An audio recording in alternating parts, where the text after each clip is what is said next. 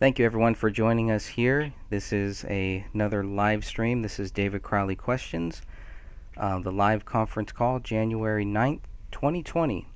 First live show of 2020. So I want to thank everybody here. And I'm going to just kind of make sure everybody can hear us. And then we will get rocking and rolling. We have Sophia is here. Hey, Sophia. Hello, everybody. Let me just turn this down. And we also have Patty. Have you been on with us before? I feel like you might have. No, I have not. Oh, okay. Well, thank you. Thanks for joining us. The first time here. That's great.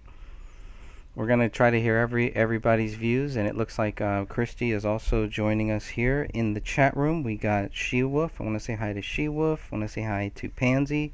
Thank you both for joining in the chat room, and we'll try to keep this as interactive as possible between what we hear and see in the chat as opposed to what we hear and see on my screen right now. So I've got just about everything kind of pulled up. And do either of you have anything that you want to kind of start off with? We've got a whole list of different things to cover here. 10 people in the chat. Nice. Did you want to cover any upcoming projects that we're planning? Yeah, we're still working on the podcast. And Eric Spitfire Wilkinson has invited me back onto the show next Wednesday. So I'll be back on there, and I'll make sure to kind of talk about that too. I hope to have my book cover by then too, so that he can share that. But the goal, I think, is to do a once a month 2-hour podcast.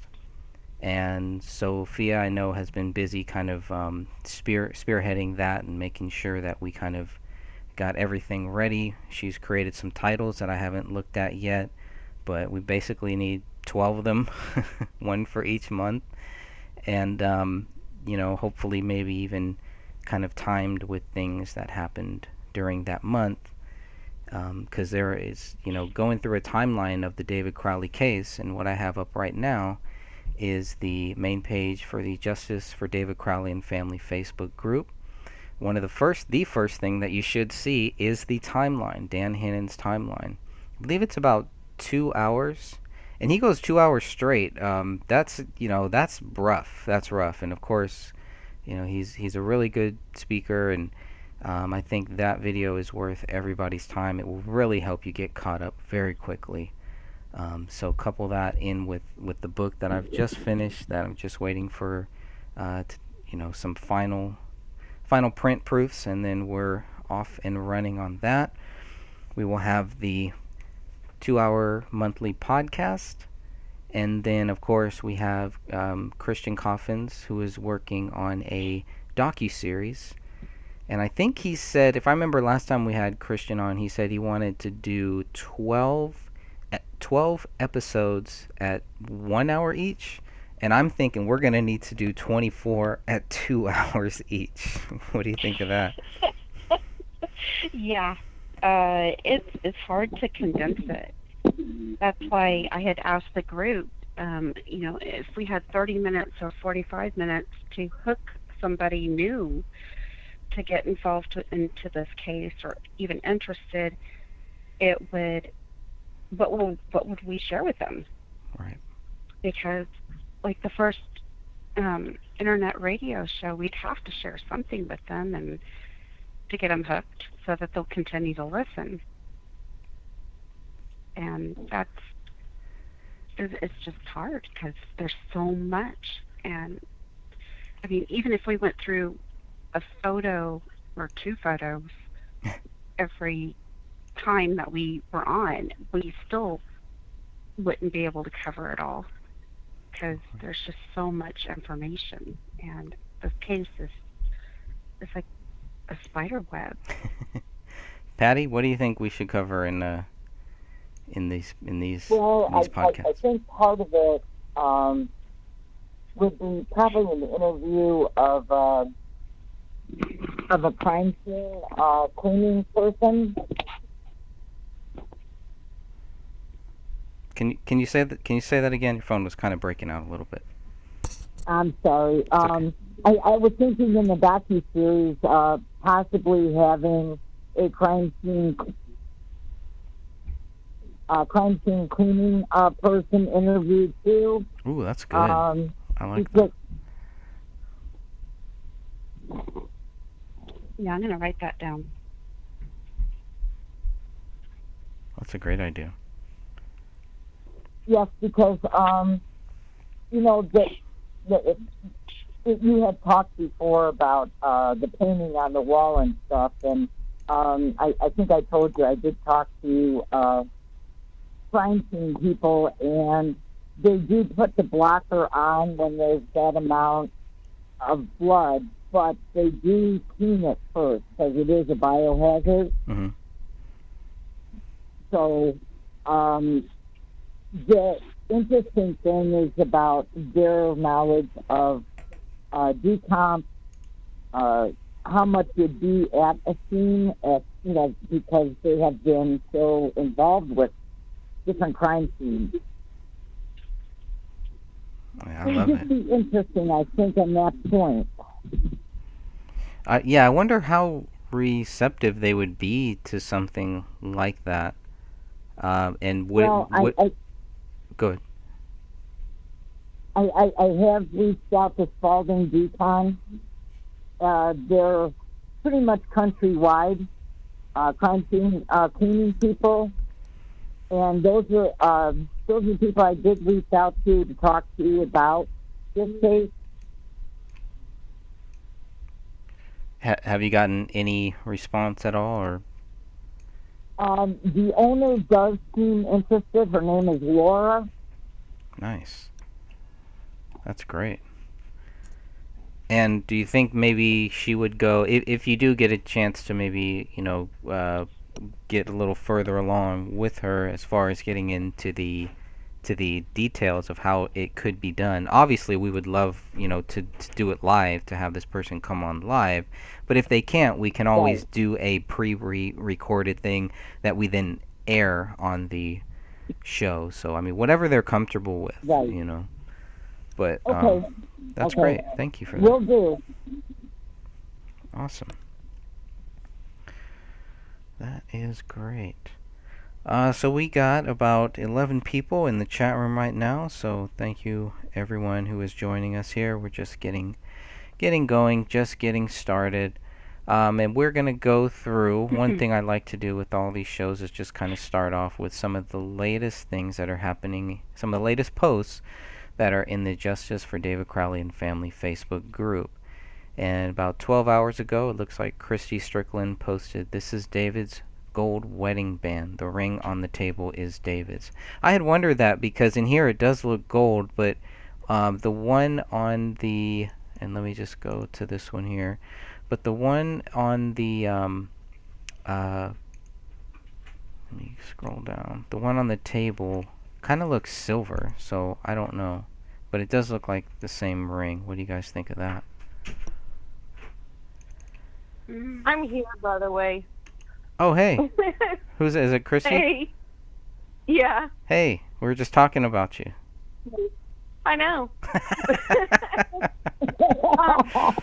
Okay, I guess we'll stop then. No, just kidding. But, yeah, it's okay. I'm used to people talking about me when I'm around. So Okay, it's cool. fine. You're I'm you're gonna totally used to you're, it. you're gonna fit But in great here. I'm so used to the abuse. So, look, the other thing, though, about Kamel's band Mhm. is her wedding band had diamonds on it. Right. Had stones on it. Could that be So, her? Mhm. Could that be her engagement ring, or do you think it's? No, because it was a set. So she had the engagement ring, but then the band that went with it Mhm. was a diamond band. Do So we- that's why I think it's David.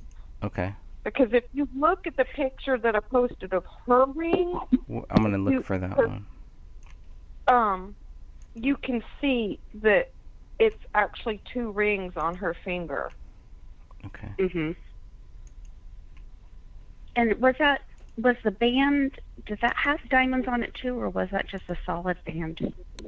It has diamonds on it too. Okay. Okay, so it's one. So it's, oh, I see. It's a, okay. So I thought it was like a two band or a very thick engagement ring, but you're saying what I'm looking at here is the engagement ring and the wedding band Yeah, for Kamel. that's how my set is, and that's very common Okay. for sets nowadays. So Beautiful ring. that's what it looks like to me anyway. Yeah. And I don't see why she would have a like white gold or platinum or silver engagement ring and then have a wide gold band. I think she would have wanted it to match. Okay, well that's the other question that we were going through is that wedding band, is it gold or is it silver or chrome, whatever you want to call it? Because It looks like it's gold to me. okay, we're gonna pull that DSC You 0300 can talk about me if you disagree. Okay, Well, the let's picture. go ahead. I'm sorry. The picture of David. I can't remember which one it was, but his wedding band was a white gold. It looked like, but on the table it did look like it was yellow gold. So Right. That's sorry. yeah. If we're looking at this one here, I'm gonna pull up the ring, and I mean that looks silver to me. Right, David's ring. Yeah. Now, in the image, the ring that he's wearing, obviously he's wearing a ring because of where he is, where he's taken that photo. That could have made the silver ring look more yellowish, possibly. That is possible when you take pictures of certain jewelry, and especially if you use a flash, it can make silver look gold. So that's a possibility. Or with that ring, with it looking questionable, it could have been a gold band, but then or it could have been a white gold band, and eventually white gold, the rhodium plating will kind of slowly wear off and it's kind of start taking on a more gold hue. That's why a lot of people will have to go later on and get their rings replated. That's the downside of white gold. And so that may be another reason why that looked funny like that. Yeah, but if it's a true white gold, like a 14 karat white gold, that wouldn't happen. No, 14 karat white gold, it's still rhodium plated. It's still gold. The gold, okay. no gold is white. All gold is gold. And to get white gold, they rhodium plate it. Oh, okay. That's why so many people like platinum, but it's really expensive. So, Yeah. Some people go for silver because the downside of white gold is it eventually yellows, and you have to get it replated. You had the other image of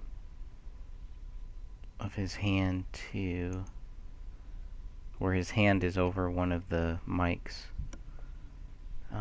And that one does look more kind of like a silverish to me. I think we have a good photo And he of could that have had somewhere. 2 bands. My husband has 2 bands. I know that sounds crazy, but because of the work that he does, he doesn't want to get his other band messed up at work. So he has a work wedding band and then rest of the time wedding band. So I mean, he could have had 2 bands. could have. I mean, I'm sure we have a lot of other photos where that should show his wedding ring, wedding band. So, Greg and Sophia, are you going to ask Christian to do like a reenactment type thing? yes, you have to go do that test. Yeah. Stand in a Yeah. elevator with some gold tint and take the photo. Or have your husband do it, I guess, if it's his band. And he has to look just like David. It's got to be the same position, same face. No, I'm just kidding. That's going a little too far. That's not going to happen. My husband is a little bit older than David. That's all right. Uh, Okay. Anything else on that one? I'm gonna move on to the next topic here. Dun, dun, dun. Okay, so we all know how to sort from new activity to recent posts.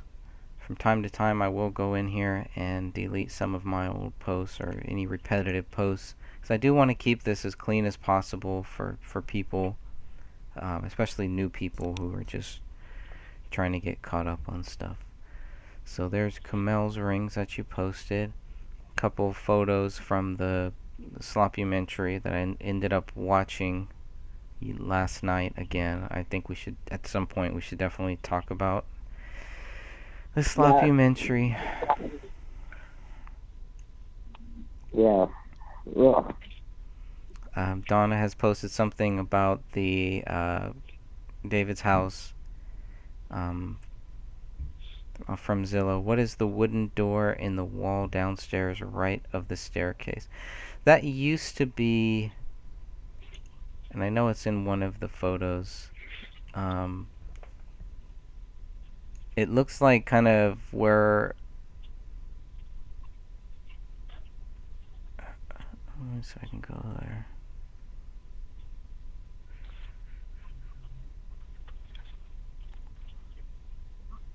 Wasn't that supposed to be for the bathroom he was putting in? No, Did because they the get rid of that? bathroom would be on the other side. It looks like they just put a door over that area, but it's one of those why do I want to say circuit protector? It's not the right word. Not circuit Well, the protector. reason why I asked if they got rid of that J-box. bathroom downstairs is because the advertisement Mm-hmm. says there's 2 bathrooms. Yeah, it's an electrical box. I just can't think of the name of it right now, but it'll come back to me. So it's just another covering for it. You mean like the circuit breaker box? The circuit breaker box, thank you. That's exactly what I was looking for. Oh my gosh, Greg.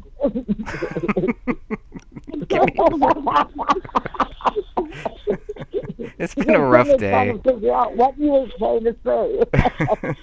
That's gonna happen a lot, don't worry. We're gonna play this guessing game. And you have me here so you Yeah. can talk about me. I know, see? That was all part of my plan. Yes.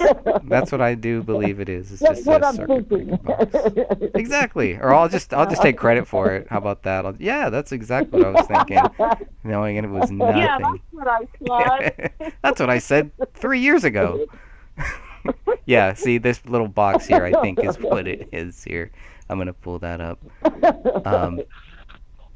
But I'm pretty sure what we're talking about is this box right above here. Maybe it's not a circuit breaker box. Yeah. Maybe not. Could that have been access to plumbing? Could have been.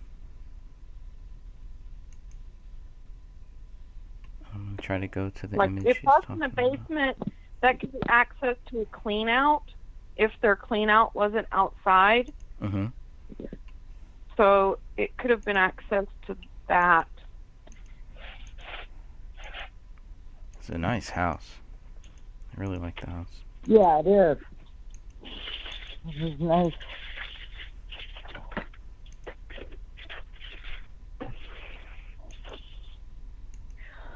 Yeah, this is what they're talking about right there. This wooden box. I believe that is the same area. Can I ask a See, I question? totally misread that post. I thought they were talking about the two doors, one going Yeah, me that used to too. go down to the basement. Yeah. Oh, I see. Not bad. Oh, okay. I see what they're talking about now. Huh. Interesting. Okay, so probably the electrical box then? Yeah, that's what I would think. An interesting spot for it. Yeah, and looking at the layout of the house, I don't know if, I don't have that big image of that, but that might also help too.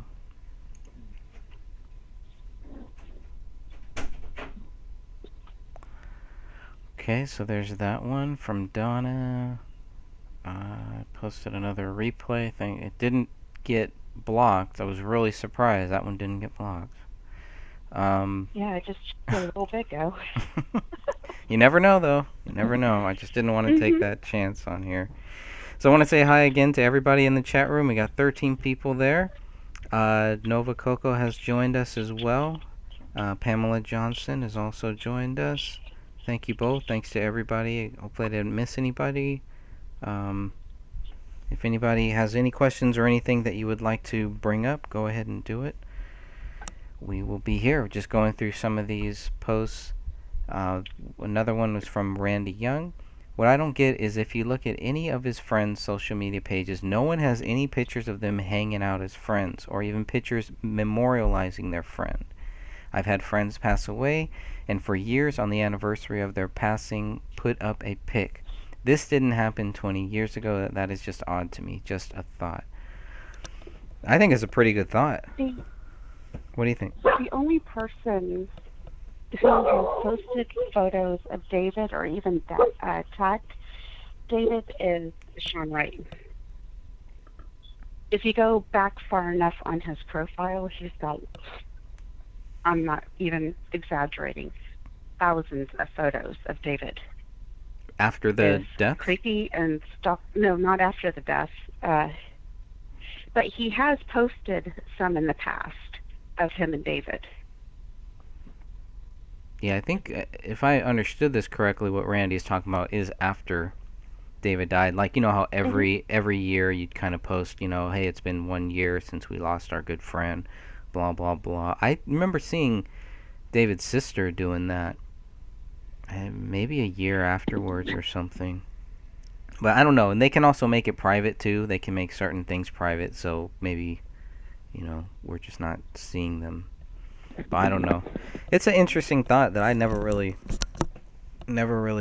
thought too much about. But it's like, well, what are they gonna say? Hey, it's been 3 years since my friend killed his wife and his daughter and then shot himself. So I don't know. I can kind of see both sides of it, I guess. And we spent all this time slandering him in the public eye. Hey, Yeah. but we remember you. Woe is me. We're gonna keep trying to rape your project, but hey, don't worry about it. Yeah, still getting that Chuck cheating from your death. Yeah, it's all good. Well, you'll be on A&E and Netflix in no time. There was a question brought up about Joseph Seaton. Is he the commanding officer of David Crowley from August 2008 to 2009? So, if anybody served with David or if anybody has any information about that, please make sure to help us figure out what the truth is with that, because we have heard conflicting reports, and I would like to get a nice, clear, clean answer. I did like one of the comments in that post. Not that one. I think it was. Yeah. So, Amanda Richards wrote, I wondered about that also. And why was he the only person on the mockumentary that had their title changed? At first his caption read Joseph Seaton Friend, then later it said Joseph Seaton Commanding Officer. Why was he so special? I didn't see anyone else with the multiple titles. They could have labeled certain people as weed dealer, frenemy, etc. Sorry, couldn't help myself. But she's right. I mean, because when I first watched this, I was when somebody had first told me about this theory that Joseph Seaton might not be David's commanding officer, I skimmed through the sloppumentary to see what his title was, and they're right. The first time that he's brought up, his title is David's friend. So I just didn't even look any further. Wasn't until yesterday, and I'm watching it, and I'm like, wait a minute. Here is what I was looking for, because I do remember it's they're making a big picture of why he's David's commanding officer. Why wouldn't they lead with that? But they were leading with David's friend. They had to make sure that the people in the sloppumentary were David's friends. David's friends, and then they just kind of casually, David's friends that accuse him of a double murder suicide, of David's friends that believe David Crowley is guilty of a double murder suicide. They conveniently leave that part out, as if these are some people that we should really take seriously. I don't take any of them seriously. Mm-hmm. We went over the Ben Swan interview. I have a theory why they may have decided to throw that commanding officer thing in there. I mean, I don't know, but it's just a theory. But when it goes further along and he's talking about David, he starts talking about his military training and how he always was one step ahead, etc., etc. And so he was talking about him in his service capacity. So I think to drive home that he knew what he was talking about, maybe they threw in there, well, obviously he knew because he served with David, and so he knew this to be a fact about him. And he's also the one who starts showing a lot of anger as they start discussing how David was guilty and their change in personality and everything. Right. He's one of the guys who's saying that this happened back in the summer, that David was different and distancing himself. This guy pops up out of nowhere back into David's life. A couple months back maybe. In the summer. Yeah. It's that's kind of weird too. Coincidence. Well, do you think part of it was because of the fact that David was getting to be well known? He was on YouTube, and because of the movie and everything else, that people wanted to, come in and, reap the benefits of his, fame or whatever. Interesting. Yeah. Of course. Yeah, it makes sense. Yeah. Another odd thing I see about that, and I don't know because I can't speak for every branch or for every person. Sophia, you might be able to speak to this more than I can, but it says commanding officer, and David was enlisted. He wasn't an officer, and I don't know of a lot of officers that hung around with enlisted personnel. Like, That's true. Is it really? They kind of discourage it. Why? Yeah. In proper relationships and stuff, but they're also favoring... out. But they're out, right? I mean, well, I don't know if Joseph Seaton is out or when he got out actually, but David wasn't a part I have a feeling. Go ahead. Well, I just have a feeling that Joseph Seaton is claiming a lot of things that he's not, and just from what I've heard from other people, they're backing up that feeling. Yeah, and they could be misusing that term commanding officer. I mean, I don't know. I don't know anything about his service record, but I mean, he may not have even been an officer. But I'm just speculating if they're calling him a commanding officer because that's what he called himself, then he would have been an officer. And I've never known of anyone that I know of that did that. I mean, that's why they have separate. They have officers clubs and they have enlisted personnel clubs. You can't even go to the same clubs. Mhm. So, And he has an other than honorable discharge. oh With wow. Justice Seaton. Yeah. Hmm. Oh, is that right? Mhm. What for? Do you know what for? He, from what I was told, the story he tells people is not the real story. What's the But story? supposedly, Yeah. when he was overseas, he took the blame for something that his unit did. And that's why he had a disorder or an other than honorable discharge. And so he was a hero. But that's what he's claiming. But you don't, I mean, you really have to screw up to get that type of a discharge. Yeah. And other than honorable is you have to, or dishonorable even, there's several different types of discharges. And there's like the dishonorable one, and then there's like the other than General. honorable. There's a general. Yeah, general, yeah. And I think it's then other than honorable than dishonorable. That's a big range. and then I had an honorable discharge, but it was medical.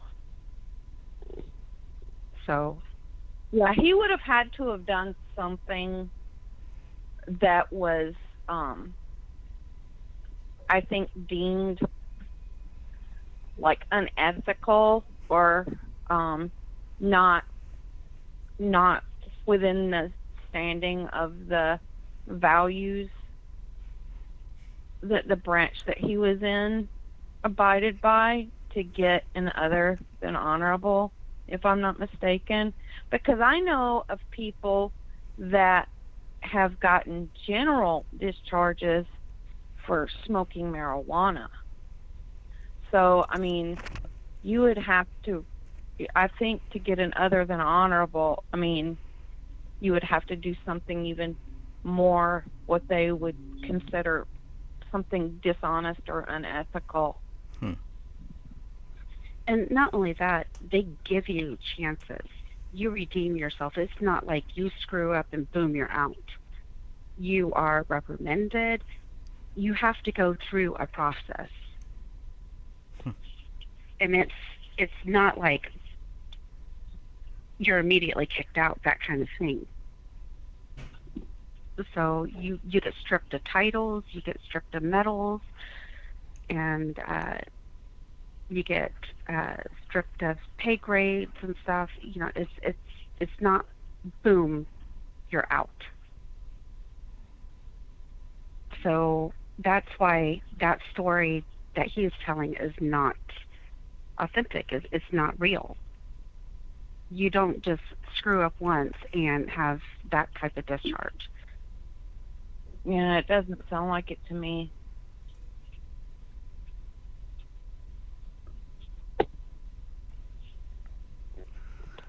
All right. Well, another one here that Sophia posted, and this is about the credits for A Gray State, the well-known sloppumentary by Eric Nelson that has done more damage to the family and to the truth about David Crowley. It's done more damage than any of us could possibly ever do, no matter what we did.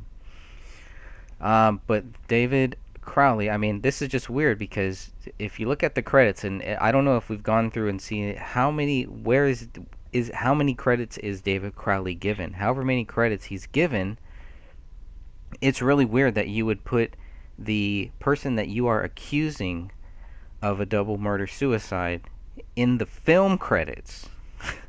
I don't understand. Never understood that. It does not make sense. It's really really odd. Um, and it's David That's Koresh is why I gonna included do it. the sound. Is gonna do the soundtrack for the next Waco movie, and it's just it does not make sense how you can have it both ways like that, and how they constantly do this and trying to have it both ways, saying, well, this guy's a killer, but Was hey, that, let's keep making his movie. Go ahead. could it be one of the reasons why they did that was so that his estate could get compensated It could be, for State, nobody's left. but I mean, even Would- I'm even thinking, go ahead. Wouldn't his dad be next of kin? I would think so. I'm thinking they did it because they had to cover their butts because of the fact that they were showing clips from Gray State, and maybe Eric Nelson did check and he had it licensed or whatever to David, so he might have had to For legal credit reasons. David because of that. Yeah. Because Interesting. someone in his family could have gone after him legally if they didn't.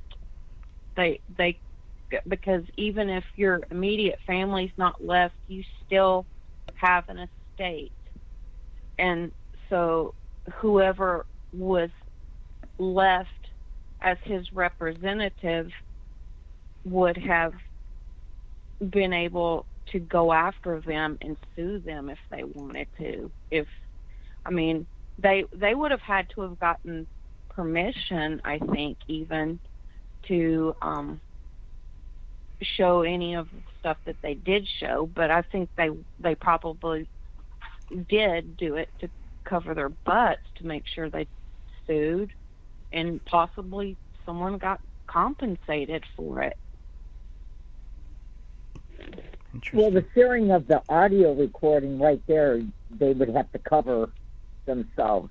The one, that was in the documentary with the mics, Yeah. because that was actually David's voice, that was from a computer of his.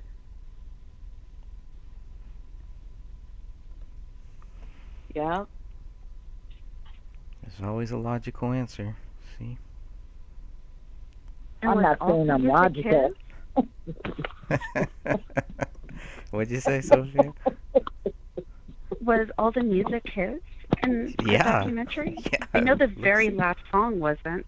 Right. Uh, Yeah, it looks like everything was his. The only copyright thing that comes up is for that song at the very end, "Fall in Line."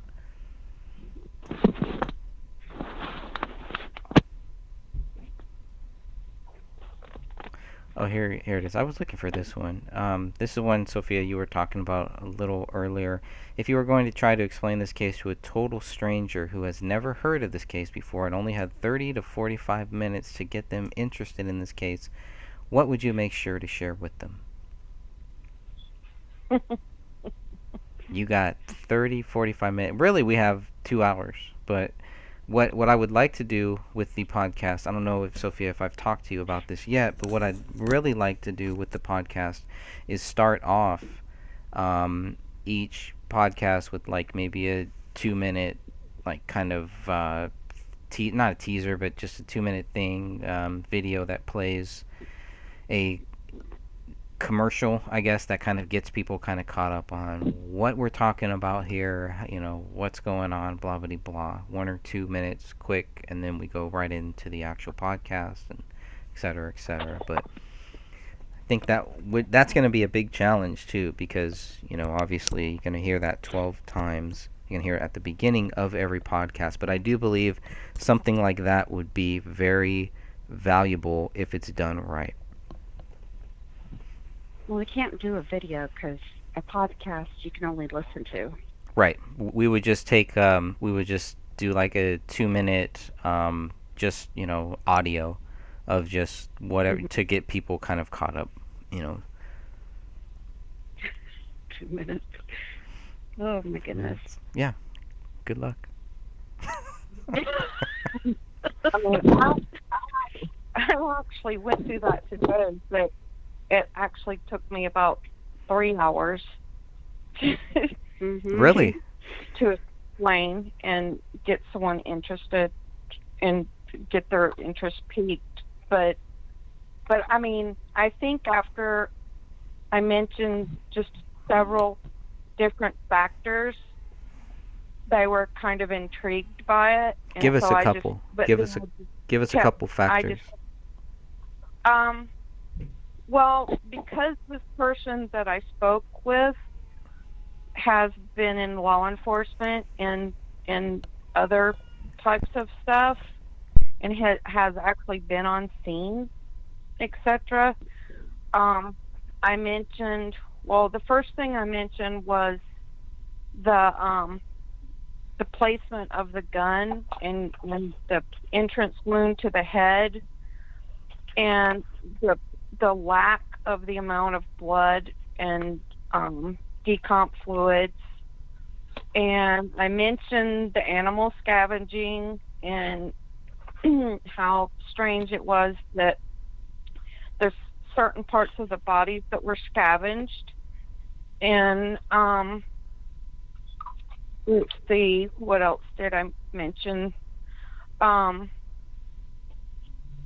Just how chaotic the scene was, like how like there's a lack of blood, but then there's strange places where there's blood spatter or blood drops, you know, but then where you would think that there would be a lot of blood spatter, there's a lack of.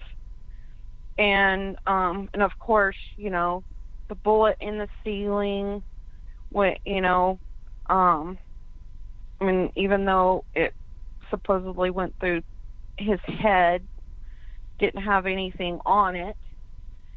And I just went on from there. But the huge thing was the placement of the gun, the way his fingers were placed. Oh, and the partial mummification was one thing that really interested the person that I spoke with. They said they didn't know how that happened. And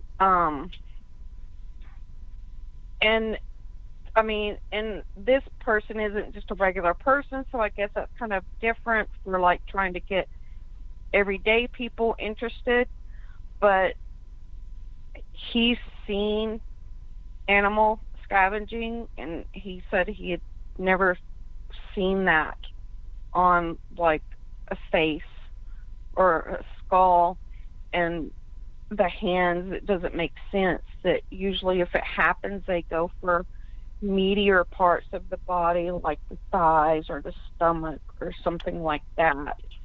And just, I mean, just based off of like everything that I said, just with there should, I was told that there probably should have been a lot more blood around. Oh, and I also talked about the footprints, the strange footprints. That was another big thing. I was like, okay, well, there's these footprints, but it's basically almost like just the balls of the feet. But then there's not footprints all through the house. There's just these random footprints. And I talked about how, like, as far as investigation wise, I went through what happened, like how things were moved around. You can clearly see in the pictures and things that things were moved around, and that's not usual. And that what else? The crime scene, things being moved around, and I'm trying to remember what else. Do you remember what else I was telling you, Sophia, that I mentioned? Uh, but I think you covered it all. Oh, and did you mention about watching the videos of how the people talked and Oh, their eye movements yeah. and everything?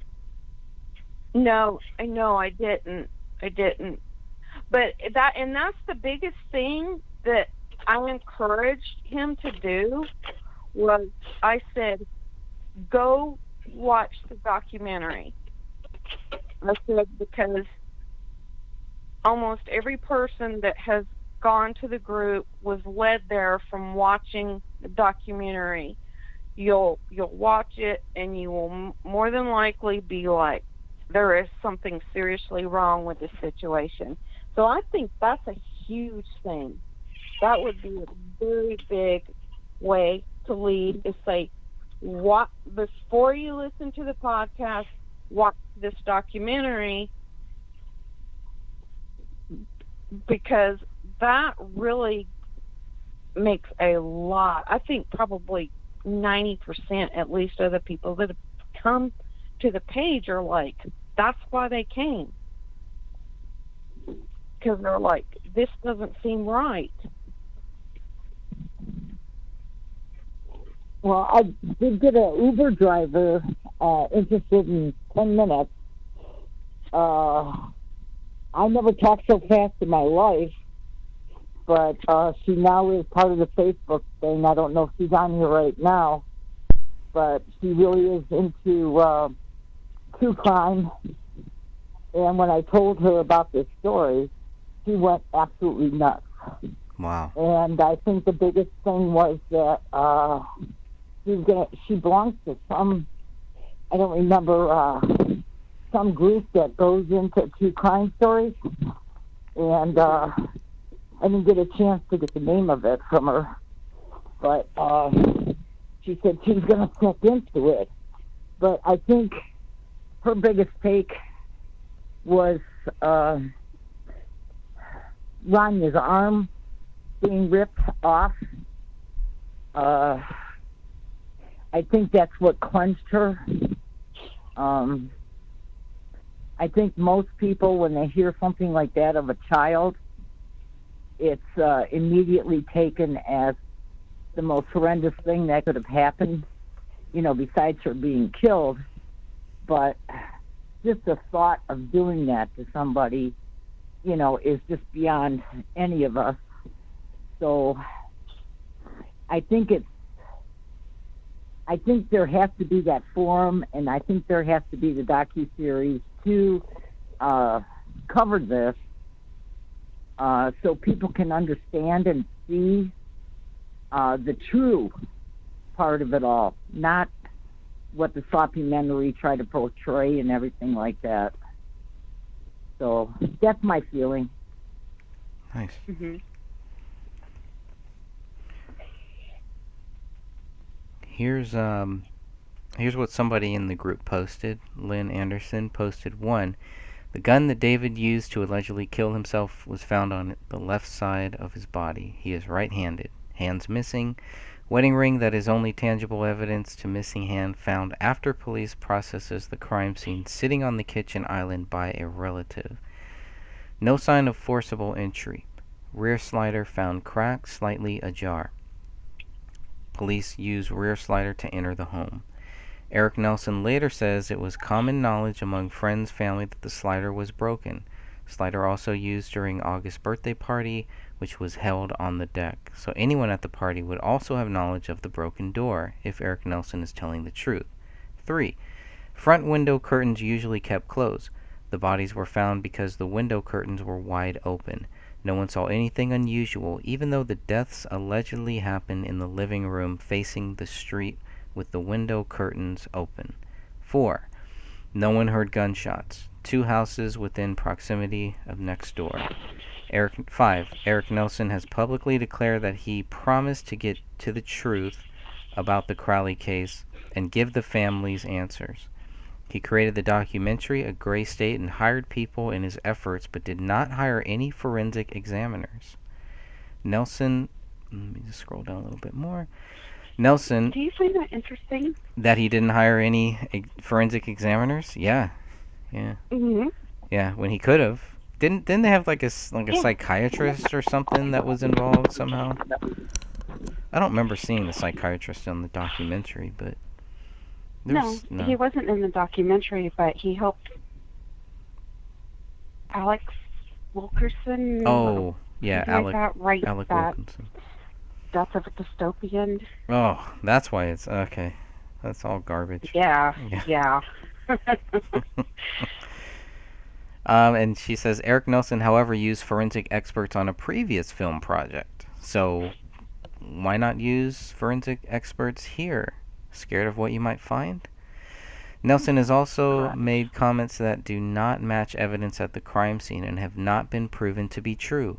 Either Eric Nelson is lying and promoting false info, or he is telling the truth in some degree and has knowledge about the Crowley case obtained from a source other than publicly available docs. Eric Nelson says about item 57 that David was shooting at the dog and missed. He makes he makes conflicting statements. I'm sorry.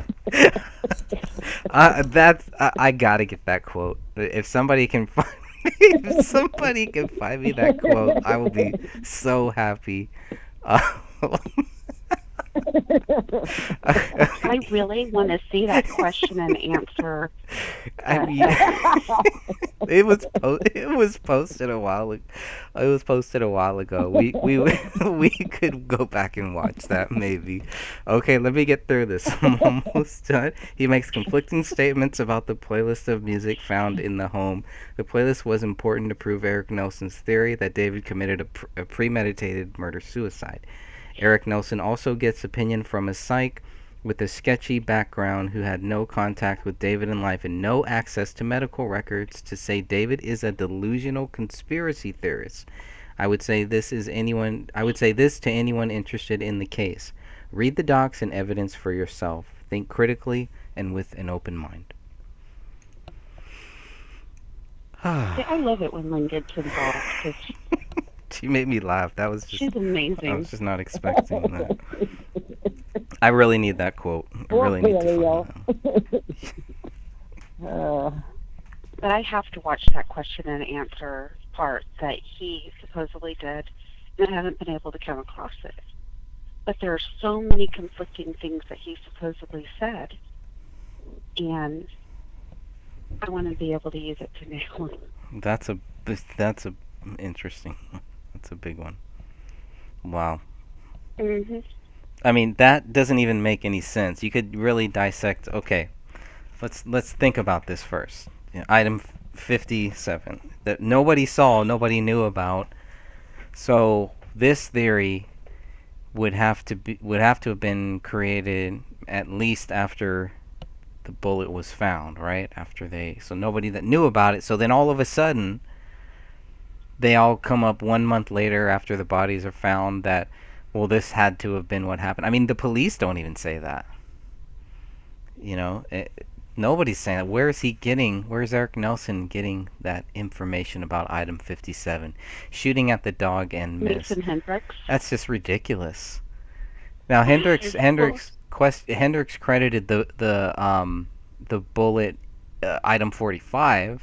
When I spoke with him, he credited item 45, the bullet that goes into the basement, as being part of, whatever David shot at the dog but missed, which is ridiculous. And unless they were there, how would they even know that? And how irresponsible is it of them to just assume something like that? If you guys were there, then I will believe that you are correct. That David shot at the dog and missed. But if you weren't there, you don't know what you're talking about. You are guessing and you're trying to pass it off as fact. And that's a big problem with a lot of these guys. Was the dog flying around? Yes. He can fly. He does crime scene cleanup. He does everything. Poor Pilio. It's really interesting. I mean, because I'm trying to picture that scenario. So he just decided he's gonna lay on the floor and like try and get as low as he possibly can and shoot at him. But I mean, he would still have to be levitating or flying around the room in order for him to shoot the ceiling in a Maybe tent. he had a magic feather like Dumbo did. I don't know. I mean, this is I mean, that's ludicrous. Yeah, it's pretty far-fetched. Very far-fetched. Anything else on that? I think we should get to the sloppymentary. We're kind of already there, I guess, involved in it. But um, we did stream it last night, and so it was the first time that I've watched it in a long time. And I don't know. It's just I really don't think people should watch it. It's not a good film. It doesn't give you any closure. It doesn't even bring up any of the valid questions. It just totally completely glosses over everything that we've been talking about, everything that really counts in this case here. I mean, there's just some very simple questions that a documentary on the David Crowley case could have answered, and that bothered me. What I have here. did you Go did ahead. you notice though that the documentary took his wall and his outline on the wall and used that as a guide for their documentary? Right, right. And they subconsciously and maybe even consciously use that wall to, in a failed effort to try to show that this is what a crazy Mhm. person does. They use this image here that Christy posted to also show that. They wanted to use crazy photos of David Crowley. First they get the all happy, everything is great ones, and then towards the end they get the crazy photo of David, crazy photo of his wife, and everybody else looks clean, crisp, and nice. It's just them. And make sure, and this is for the audience, when you watch that documentary or mockumentary, whatever you want to call it, make sure that you pay attention to the dates of recordings and photos and stuff, because you're going to notice that hardly any of them are close to the date of death. So they're using clips from years before they died to convince people that he was going crazy, and they mislead you into thinking that this is all leading up to the death when it's actually years between a video or a clip that they use and then when they died. Oh gosh, I can't really talk tonight, so I apologize. Well, and that's this this wall, this photo, the David's wall, like I think that was their apartment in Minnesota Oh, was it? Okay.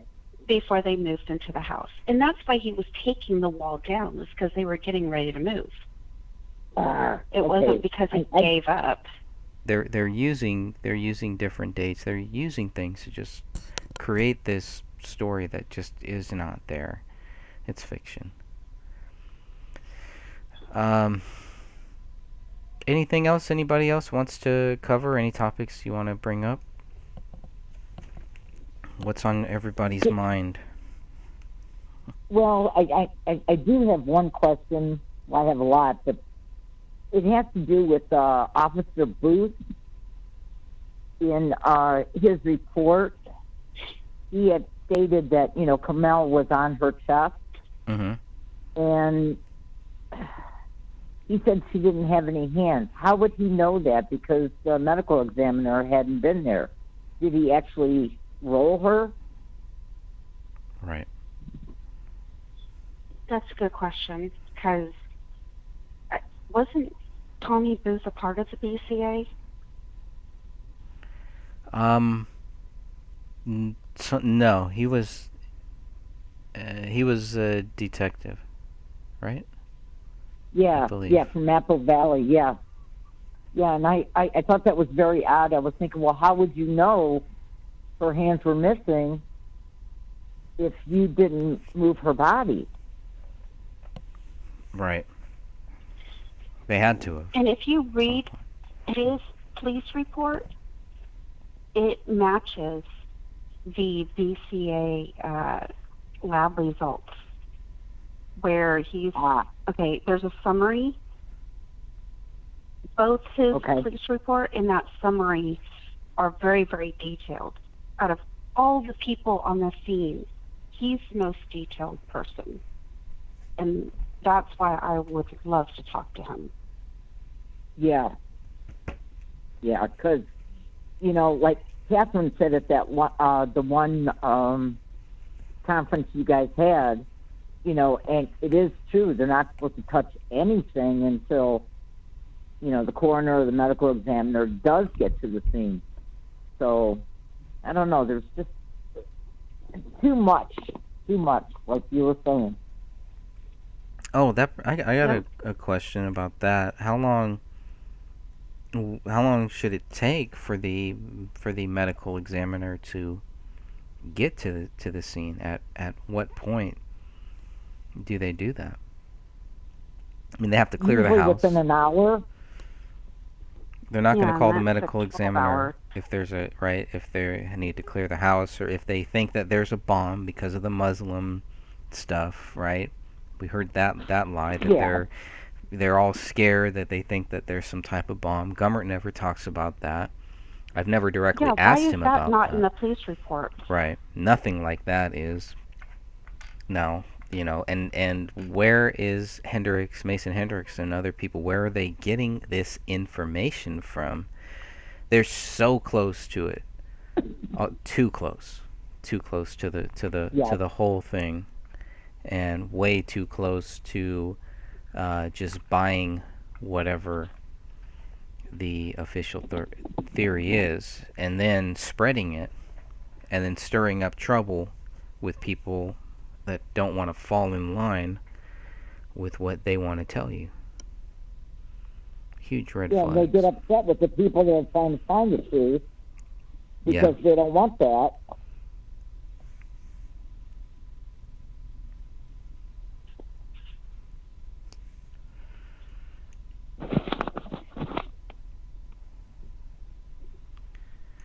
I I. think another interesting Mhm. thing is the Ben Swan interview with Danny August Mason. Mhm. And Christy had sent me a video earlier today, and which was funny because I had downloaded it last night of Danny August Mason. It happened 6 years ago with Paranormal Oh. Sarah, I think. Yeah. Oh, no, no, no. I mean, I'm bringing it up because there's a lot of information in that video. But he is so relaxed. He's, you know, talking back and forth, and he's not all shifty. Mhm. Where the Ben Swan video, oh my goodness, he's just like he was in the documentary. And it's very telling. Well, the reason I went looking for other videos of him was because I watched that video again, and because I've been looking at other cases and stuff, I've been really like looking at detecting if someone's being deceptive. And one of the things that I picked up on in the one that was posted was one of the things is he hardly looks at the camera at all. He's like looking around, and he's constantly, I mean, almost every other word is um um um um and in when you're going to analyze something like that, you have to get a baseline of a person, because sometimes that's just how a person speaks.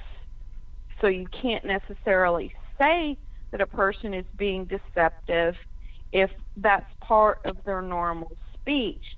But the thing is often an indicator of someone being deceptive. And so that's why I went looking for that. And I think he says maybe one time in it. He's so much more relaxed. He's so much more calm. He doesn't repeatedly say that over and over again. So it just really made me start thinking, what is he hiding? Why is he so nervous? Or, what's the deal? And I'd like to see more of him to see, if there's a more consistent pattern in his speech where he doesn't speak like that and he just does in that particular video. Well, he has a lot of Danny Mason and David Crowley did a lot of media, so there is a lot of those two, and even just watching some of those where it just never seemed like David Crowley and Danny August Mason were on the same page. It just always seemed, I don't know if it was like a competition or something, but it just always seemed kind of odd to me. Oh, I know something that I was curious about. I mentioned this to Sophia earlier. Has anyone ever considered reaching out to any of the actors that participated in the trailer? Like not like Danny August Mason. I mean, because when I went and I looked I looked up actually The Rise. Mm-hmm. Because, and now I'm going to digress. It's okay. But because what does this have to do with, to find that, the ID thing came up about it, and it showed all of these different actors that had participated. And when I saw all these different actors, I started thinking, well, yeah, they used actors in the other one as well, different people. And I'm just wondering if anyone has ever tried to reach out to any of those people to see what the vibe was like working around them. Like if there was tension, if any kind of arguments happened, or if there was a lot of tension, or if they ever heard any backbiting or anything like that going on. Yeah, I have not. The ones that I would want to reach out to would be Charles Hubble. Charles Hubble was probably one of the only ones publicly who was saying that, this does not sound like David. This just does not seem like David. So, and the female who is a part of the 2012 trailer, she's not. I don't know her name either, but she's not really mentioned and doesn't really talk that much about the whole thing. So I don't know. But that would be good. It definitely would be good. There is enough time that has passed that nobody can use the weak excuse of grieving or any crap like that. So, I think that'd be good.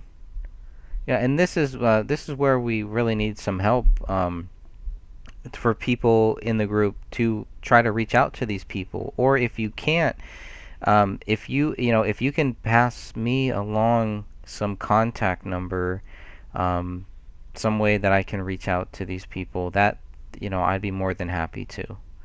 So it's just I have no problem with that. But he's definitely one. He Charles Hubble would be the first one that I would want to reach out to about that. Now I have to remember all. I mean, all of it's that was really still interesting. back in 2012 too, right? So, Yeah, yeah.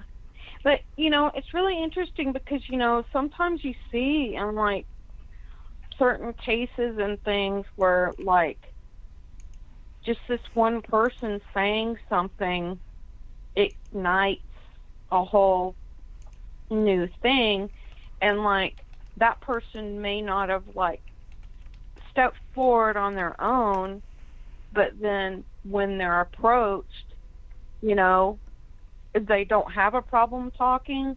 They're just I don't know, maybe they're just afraid to actually st- step forward and say something on their own. mhm. And sometimes people don't realize that they have valuable information. Anything they may not realize that they know anything that is of any significance, so they don't step forward. So, asking certain people the right kinds of questions could really give some insight into, um, you know, what the relationships were like, and how things were, and if there were any tensions, or, if things progressively got tense or whatever, Yeah. you know. Yeah, you're right. You're right.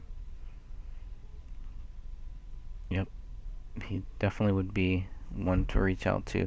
I wonder if he would have been part of the whole um, TV series moving forward, or if anybody else. It just seems like the only people that had any that David was concerned about signing anything were Mitch Heil and Danny August Mason. But again, Charles Hubble was really just, playing a part in this film, even though Danny Mason tried to tell the police the same thing. Just an actor. Charles Hubble was just an actor in that project, but his part I thought was going to be a very big part too. It looked like he was going to be one who would have gotten his head chopped off and somehow came back to life. If you watch the 2012 trailer, that's what I see in him. So here is an article I found from the Twin Cities on 1/17/2015. Charles Hubble is quoted here. A few good quotes about Hubble. Um, it says, "I told David I'm a Buddhist, atheist, tree-hugging liberal, and with a wink in his eye, he said, I'm just trying to get something out there. He always had to wink. He always had that wink in his eye. He told me he had found a niche, a target audience, and could feed off of that niche. The Crowley family would come to the Hubble house for dinner, and when they left at the end of the night, Hubble said he and his wife would stand in the doorway watching the couple leave and say, it's always great to have young, gorgeous people come to our home and look as happy as they are, Hubble said.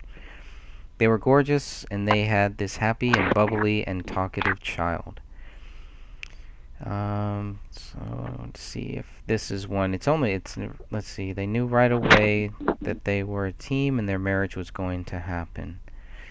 So I'm trying to see if maybe they cut that part out where Hubble said he was blindsided and shocked by the news of David.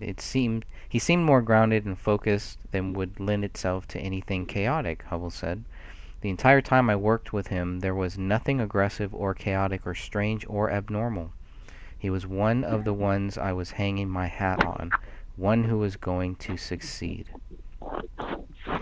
Very interesting. I don't know if there's anything else that Hubble says in this particular article, but he's got some interesting quotes for sure.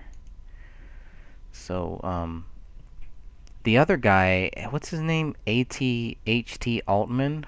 He's like the villain. He plays the villain in this whole thing. He would be another guy that I would want to reach out to.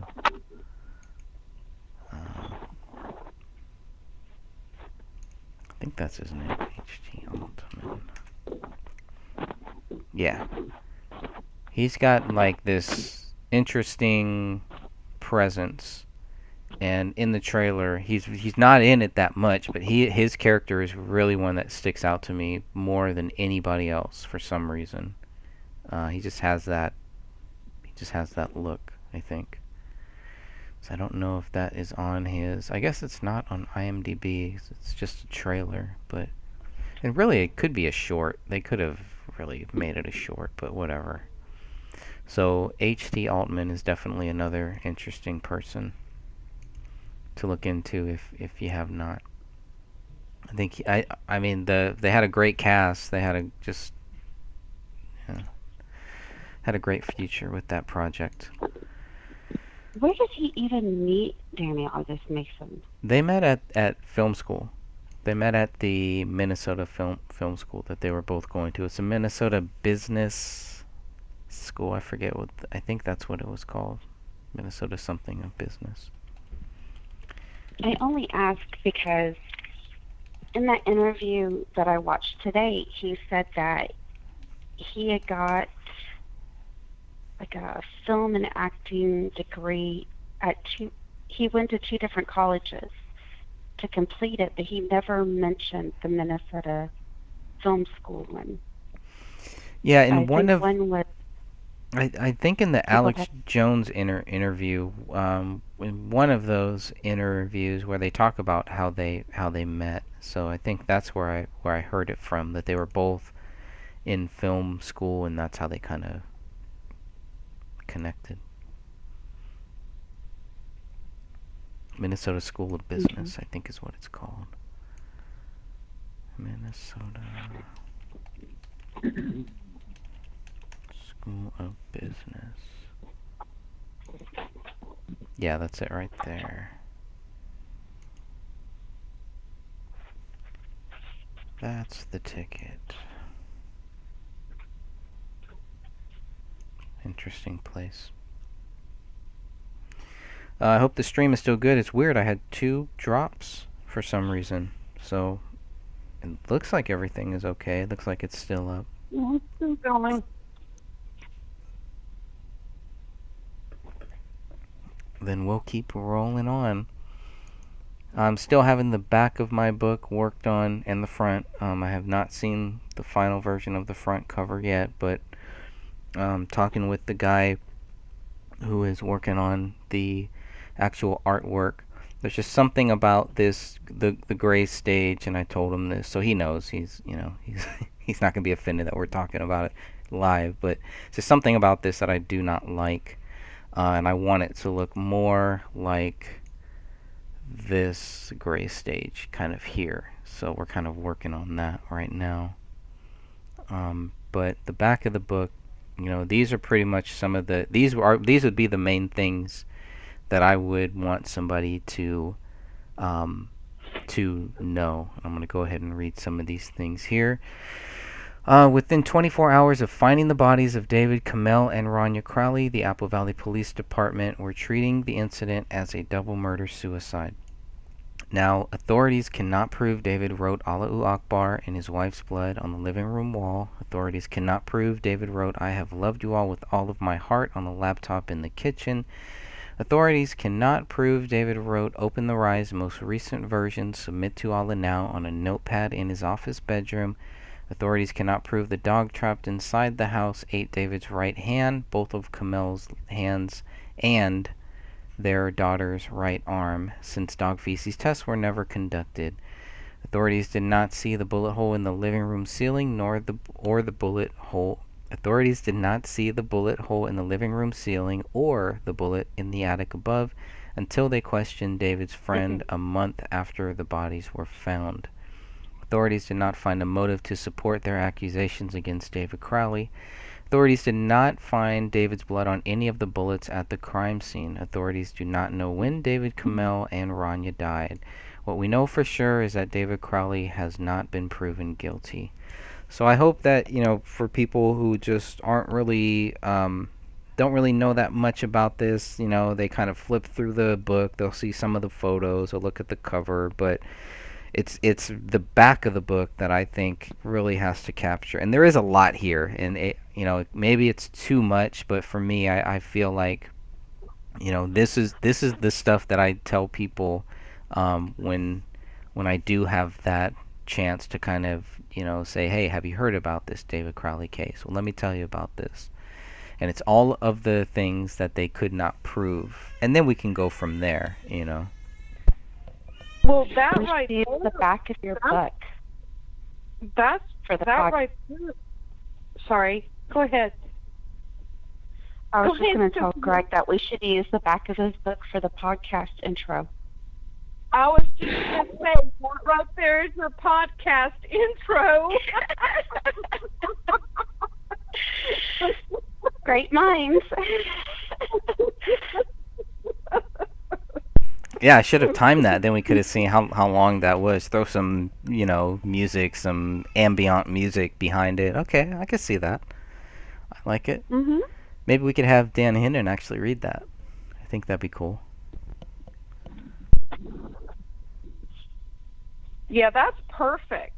That's absolutely perfect for it. All right. Well, I think we got our intro then. At least the words for it. Cool. I love that. Yeah, that's In, perfect. what are some other ideas for the podcast? Since we're talking about the podcast, what should we do? You know, what should we make sure that we cover? Especially in the first one, I really want to focus really on the first show. Should it be something similar to what the documentary is going to be, kind of a summary of everything that has happened up until now? Should we cover? I don't know. I mean, I go back and forth on it. What do you guys think?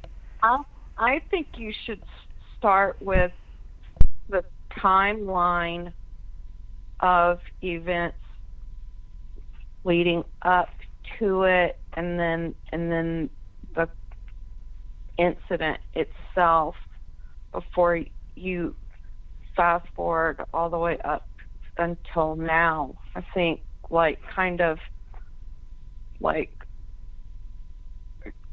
kind of paint a proper picture so that you can kind of undo some of what the sloppymentary's done. Kind of do a timeline and kind of address maybe some of those issues. And and then what type of picture should we be painting here? Like when you say, I mean, you talking about go over the official theory, or what do you mean? Because I mean, the documentary, they basically painted a picture of a gun-toting, crazy veteran with PTSD snapped that killed his family, and that's just crazy. I mean, there's just so many reasons why that doesn't make any sense. And then you and once you kind of cover, what kind of person he was based off of things like that one thing that you just read a little while ago about someone else's perspective about what kind of person that he was, and if we possibly could speak to some other people before then, some other people's perspectives of who he was, so he didn't appear to be a raving, fanatical, gun crazy lunatic.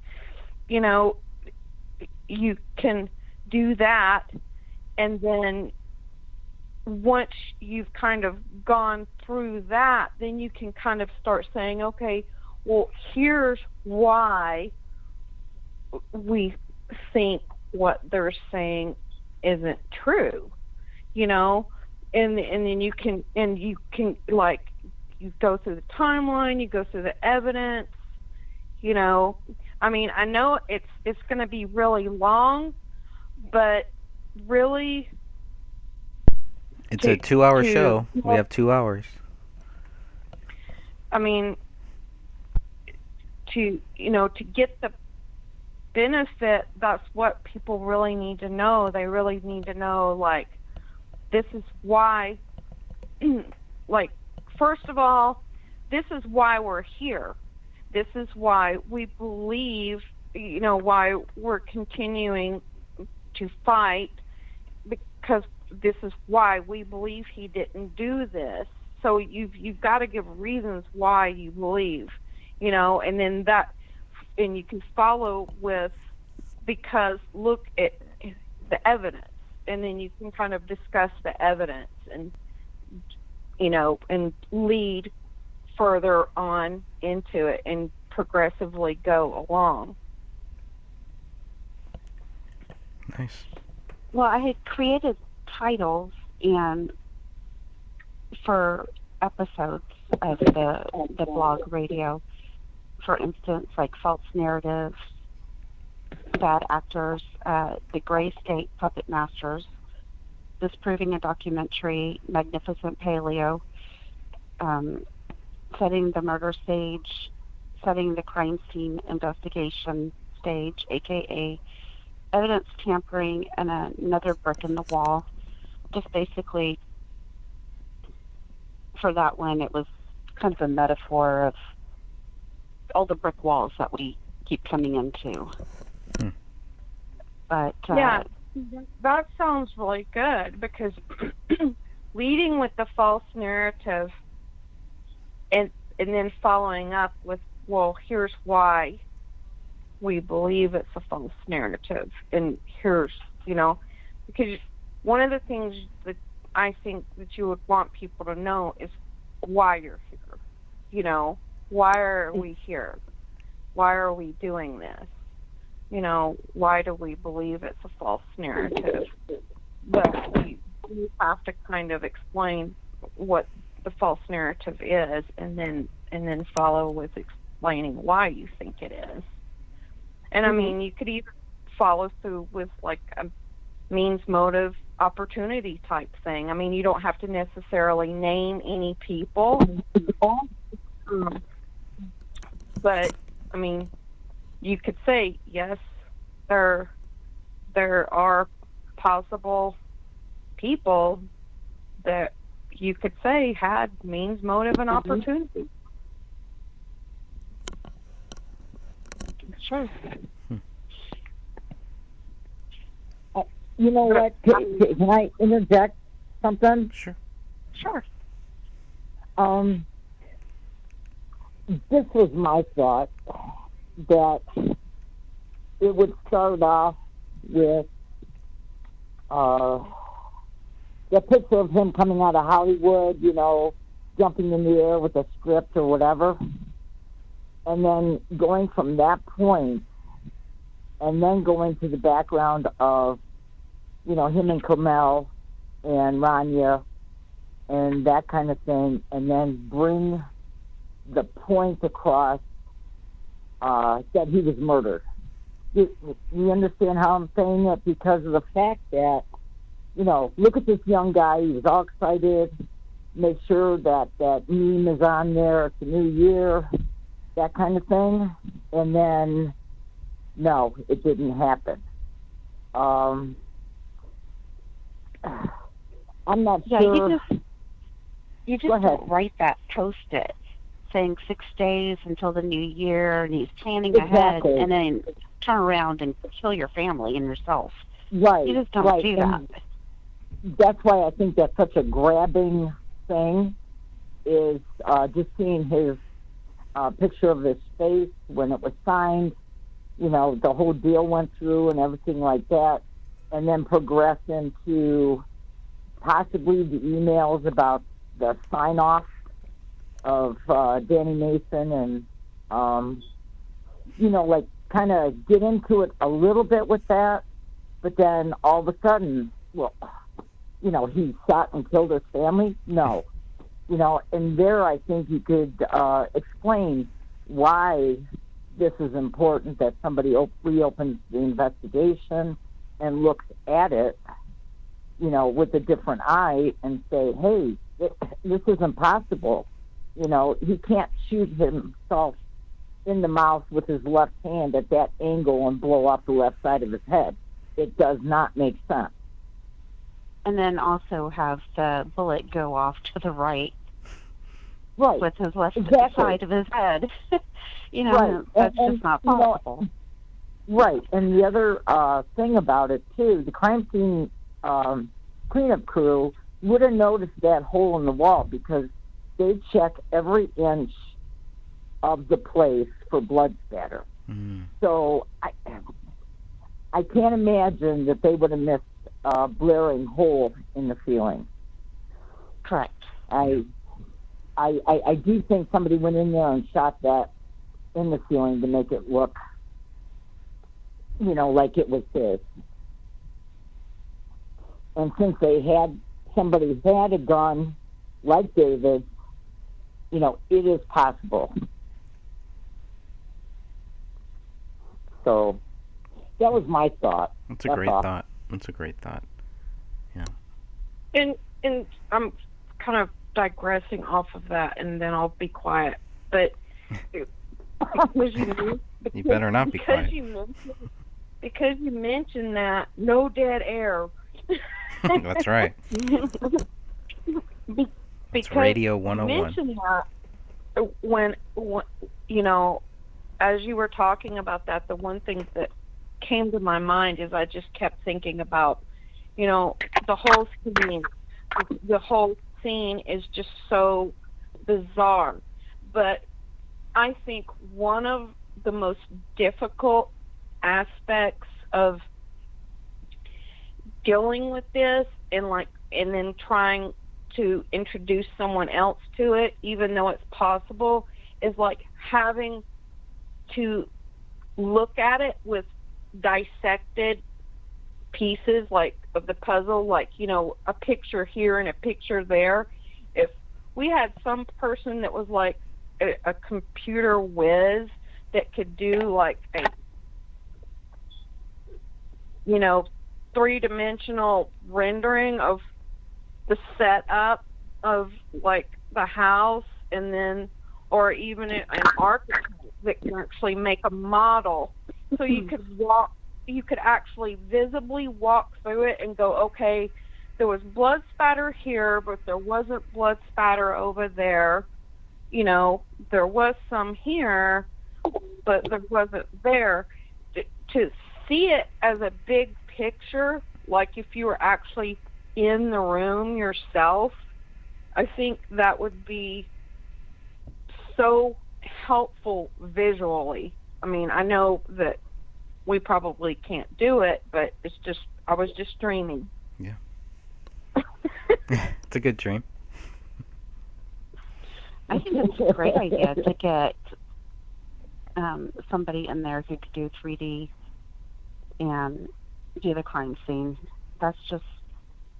It would be perfect for the new documentary.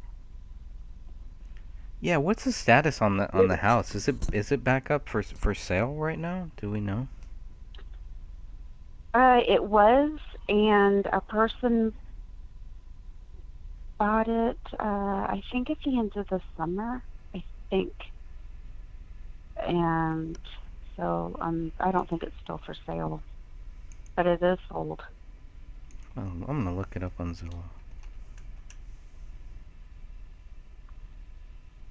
Because just visually trying to piece it together from looking at pictures, because earlier I was looking at a picture and I had to send it to Sophia because I was like, I don't understand, because it was at a different angle, and so I was like, I can't see this right. I'm not getting this, and she had to explain it to me, and sometimes that's what gets confusing, because different pictures from different angles, things look different, and so when you're just taking a picture from here and a picture from there and a picture from here, it's possible, but it would be so much easier if you had something right there in your face that was the whole thing.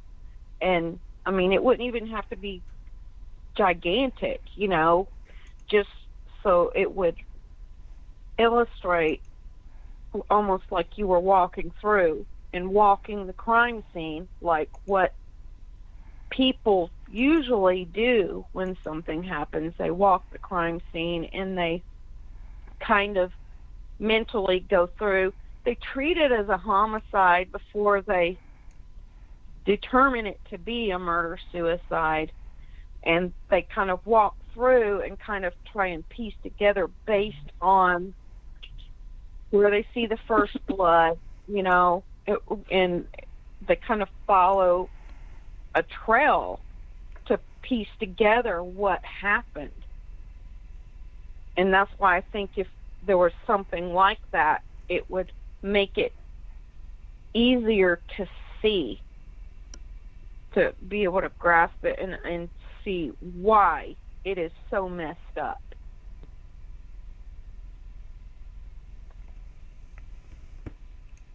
Well, I know they do have crime scene reenactment programs that they do use, like in court and stuff like that.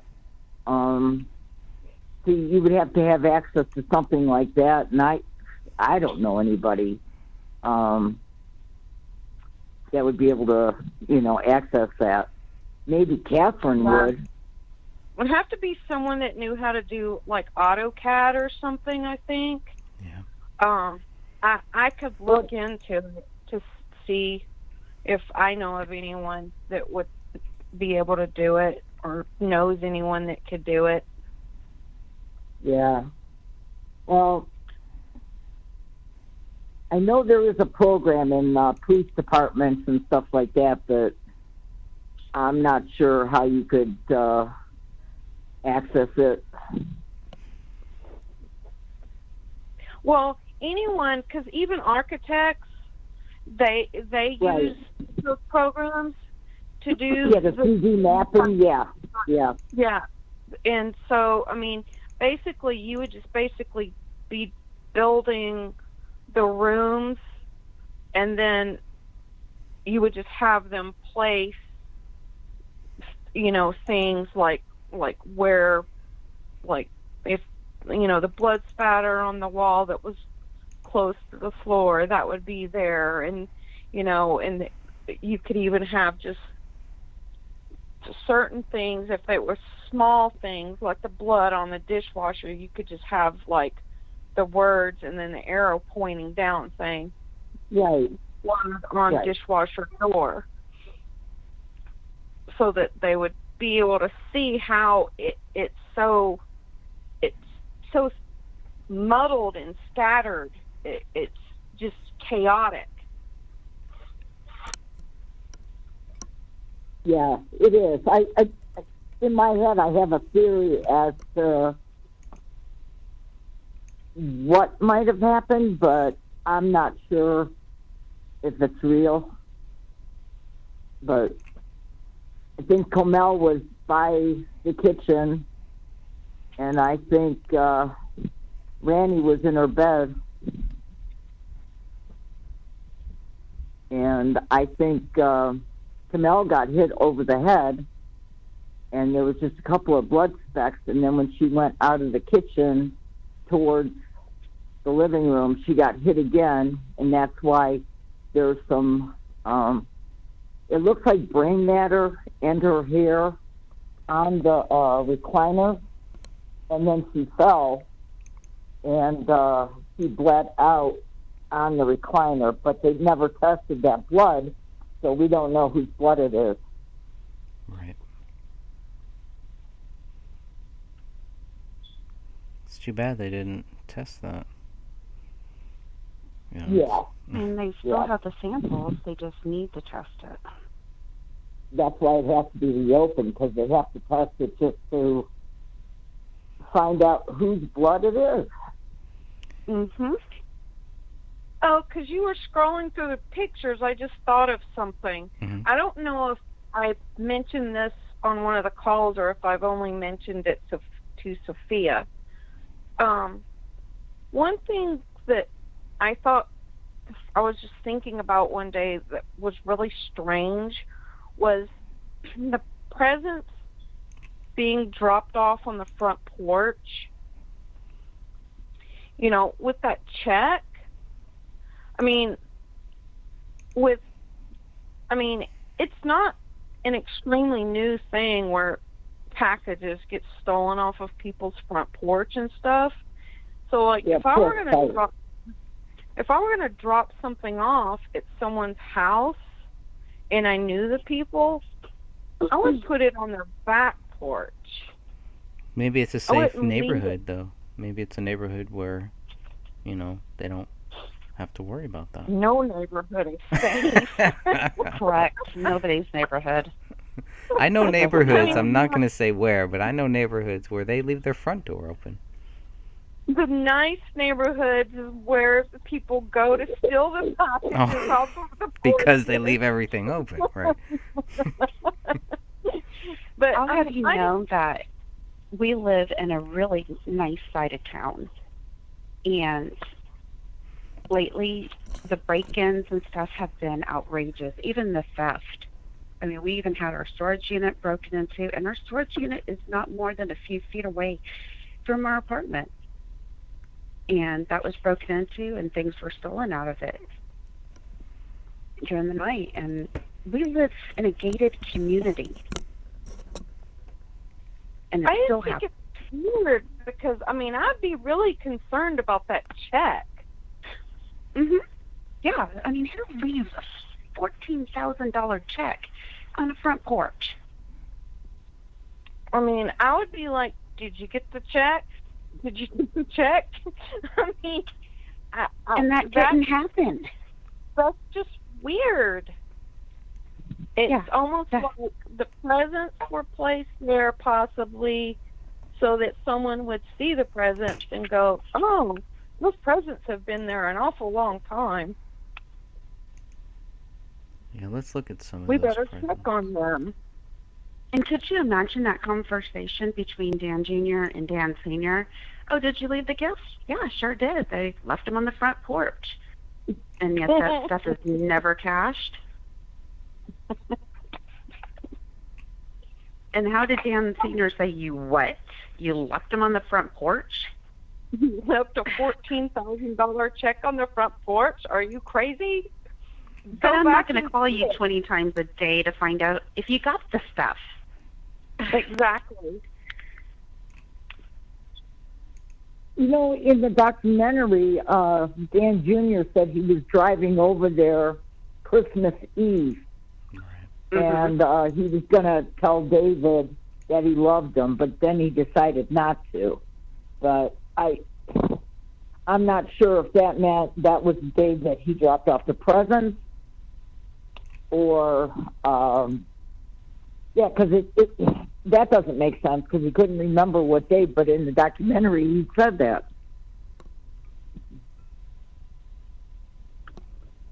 Yep. Well, wasn't he over with his dad during that time? And he was Yeah. given the gifts Yeah, so they that had he a could drive family. them back.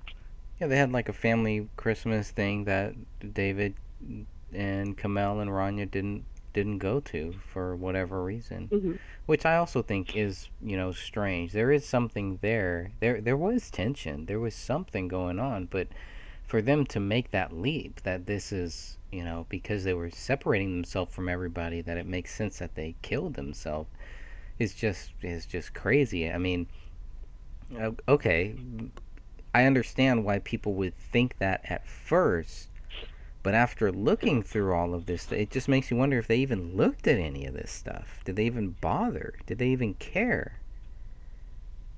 Do It they just really makes me care? wonder if somebody, okay, conspiracy theory here, but Uh-oh.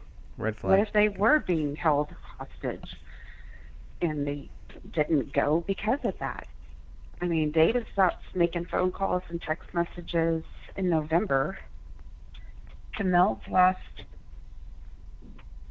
phone call was, I think, the 16th or 19th of December. I don't know. Yeah, and nobody's seen I'm them. Nobody sees them. It's not heavily mentioned. The people that did claim to have seen him last, they're not talking about it. Does Sean Wright in that in the documentary, does Sean Wright say that he was one of the last people, probably the last person to see David?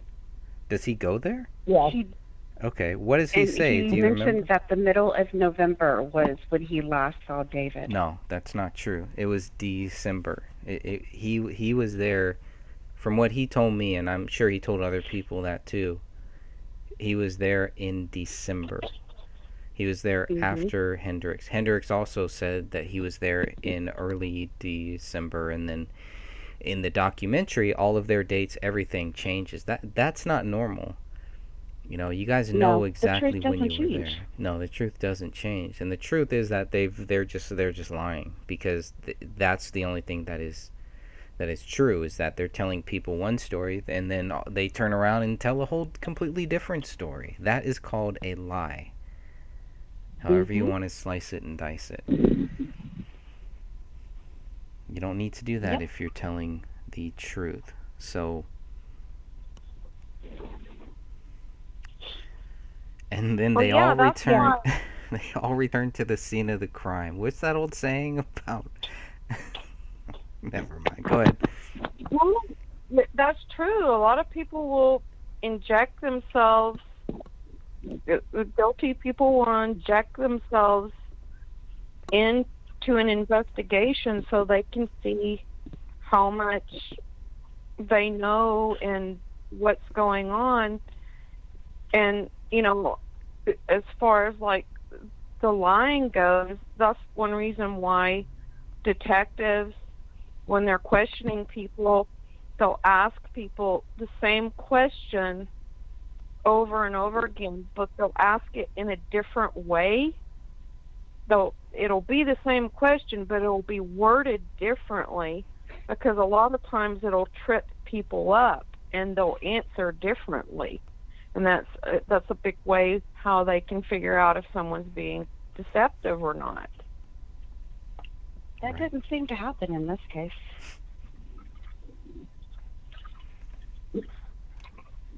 Greg, Yeah. would you be willing to go back to the group? I made a post a little bit ago Sure. tonight while we were on. Absolutely. I think it would be interesting to discuss. You've brought this up before, by the way, I'll just and I noticed it again when I was looking through the police report. okay. The brown paper bag is stapled, everyone. So $14,000 were stapled inside of here. Don't you feel better now? Doesn't this feel safer? No. Oh, I I know modern security. It's a very thick brown bag. Okay, you conspiracy theorists. It has handles too. Yes, it does have handles. Oh, Very was that thick. the handled one that was Yes. stapled? Yeah. It wasn't the police evidence bag. It was. Oh my gosh. Yeah. I've got a migraine.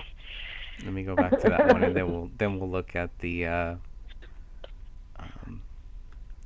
There it It's is. a combination. It's stapled like 4 or 5. I mean, it's heavily stapled, not just stapled like once or twice. It's like completely stapled. Right. Well, being a thief, I know I'd be deterred by the staples. I'm I being would. sarcastic. You're not a staple. I've never stapled a paper bag, as far as I can remember. But if I had $14,000 check, you're damn right I'd staple. I would duct tape this thing. Nobody would be getting into that. They're magical combination staples There you go. Oh my gosh. with a safe. You can't just. It's break it. anti-theft deterrent. Each staple tells a story. Yeah. Anti-trust paper bag. Anti-trust. There you go. Might as well just write on there, please don't steal me. Please take me, is what it's basically saying. There you go. Yeah. Take my money. Okay, let's look at the new activity. I'm going to sort. I think this is the one you're talking about, but I'm still going to sort by recent posts, just to make sure. Okay, Sophia says, whoa, let me go back. I don't like that. Okay, Sophia says, why is there a PD number logistics number and an ID number for just these and not everyone in the AVPD interview. Let's look at this. Okay, so we got one for Danny Mason. Got one for Mitch Heil. Wait, who's at the bottom of that one? Anyone? Who's the person under Mitch Heil? Or is that Mitch Heil still? No, it's the child. Oh, okay. I tried to make sure that they were connected. Oh, good, thank you. Sean Wright this is the only time that he's mentioned, and then he's mentioned in a summary. There's like 4 or 5 people in a summary that are mentioned. Oh, we talked with them, but they don't have anything of value, and if we need to, we can always contact them later. Dan Crowley. Was there one more? Okay, Dan Crowley. That's the guys. So those guys were, and of those ones, the only ones that, that there's a report, like a thorough report at least, is Mitch Heil. Not Sean Wright, which I thought was very strange. Daniel Crowley and Daniel Mason. Those are the 3 that are heavily focused on. But there are a lot of other people that they did speak to that are not really mentioned here. So I don't know. I don't know why that would be. But that PD number or ID and then logistics number or whatever, what does that even mean? It's only on certain people. And nobody else that they interviewed or that's mentioned in the police report has that information added to their names. It's just those that I was able to get screenshots of. I see.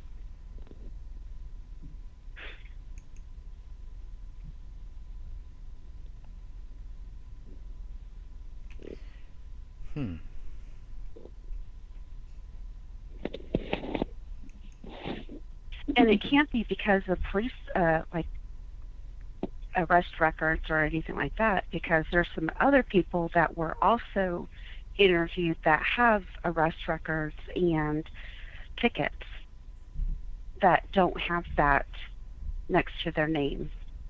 So it can't be because of being arrested or getting a ticket. Right. No, it's got Dan Crowley Sr. here, so I don't know. Yeah, it's the strangest thing. Well, there's so many strange things. Yeah, I'm not sure what that means. Another one. Maybe somebody can help us with that. Thanks for posting that. It'd be good to know. Yeah. This has come up. There was something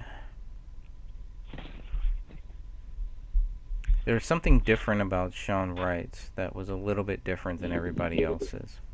That was throwing me off.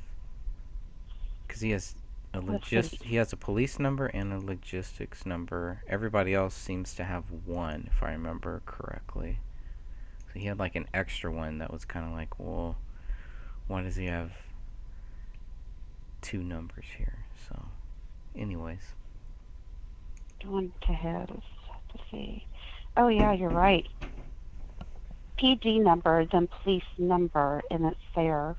PD number, logistics number, and then another number. Does that mean they talked to him twice, maybe? And I don't know. I really don't know what that means.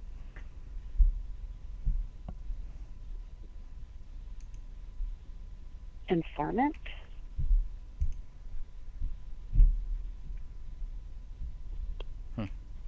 That means that all of them would have to be informants. Well, if they're informants, that's a whole nother wild goose chase, right? Yeah, conspiracy number how many? Well, it's not the only time How many have we hit? Yeah, it's not the only time that it's been brought up that some of these people might be informants. And there's many different levels of what an informant is and everything, so. And very interesting, though. that just these guys have it. It's interesting that those guys. It's interesting that Daniel Crowley Sr. is included with that. So they don't have one of these for David's sister when they talk to Mm-mm. Sidra, when they talk to some of the other friends. Not for Judy, Nothing not for like that. Colin, not for any of the neighbors. Uh, I mean, if Dan Jr. had been talked to and his information is there, he definitely would have had the PD number and logistics So Junior doesn't if it have. was for Junior doesn't being have. arrested or a ticket. And if anybody was to say, oh, it's because he's been in trouble with the law in the past and that's why it's there. No. If he is in the police report, and I have to go back and look at it because I don't remember if he was. Yeah, I'd be curious to see if Dan Jr.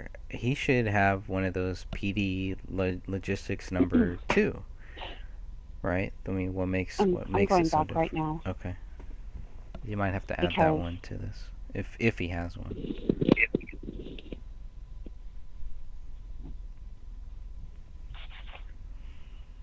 I'll come back to you Okay. if you want to move on because Yeah, I'm that going was. through right now. Well, it's like Chris Klein doesn't have one. Chris Peck didn't have one.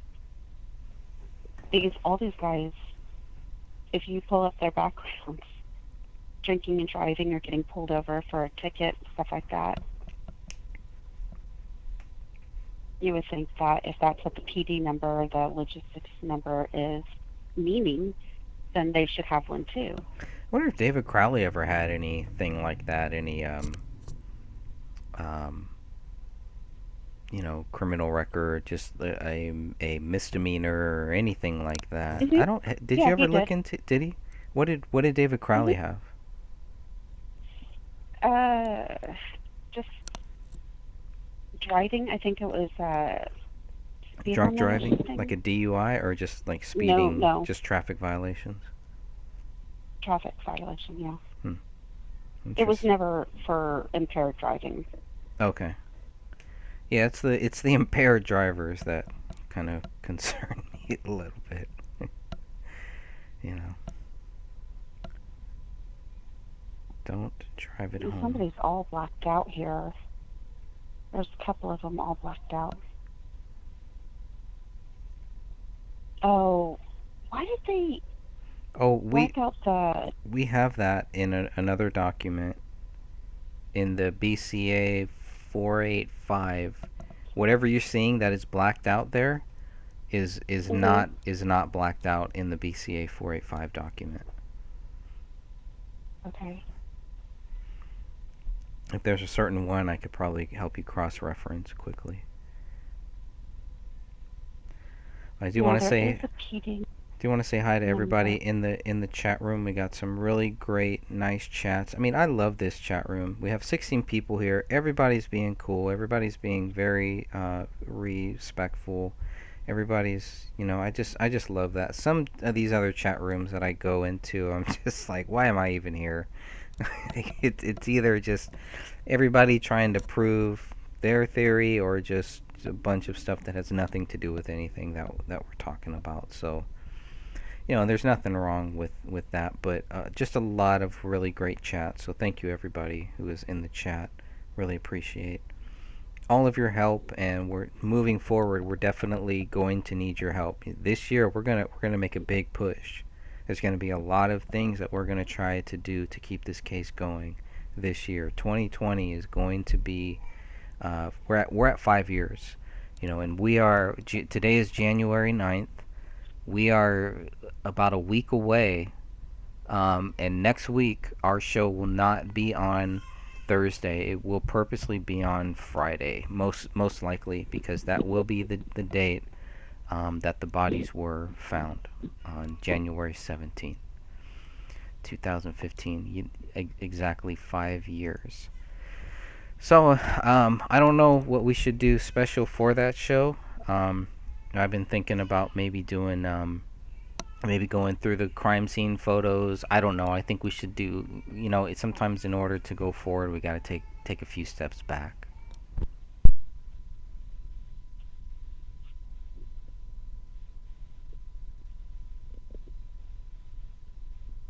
All right, I'm gonna It would be close nice that. to kind of post photos of the family together,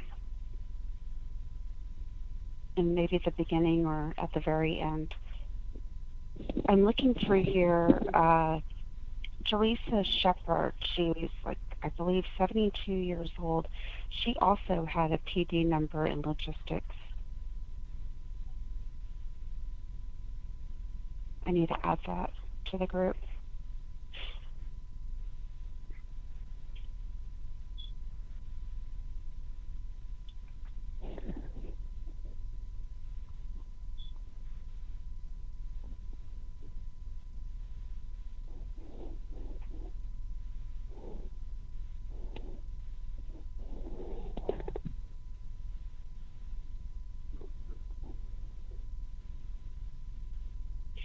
Greg, do you have any updates on when the book is going to be released?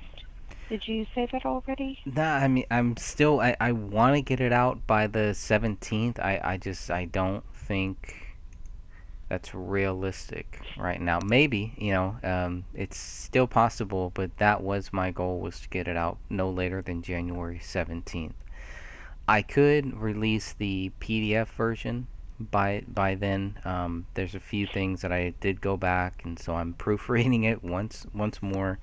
So I did find a few things that I needed to change, but I can change those within 24 hours. So hopefully by next week, the book will be out. There is a great company called ACX, and what they do is, for a fee, of course, they can turn your written book into a audiobook.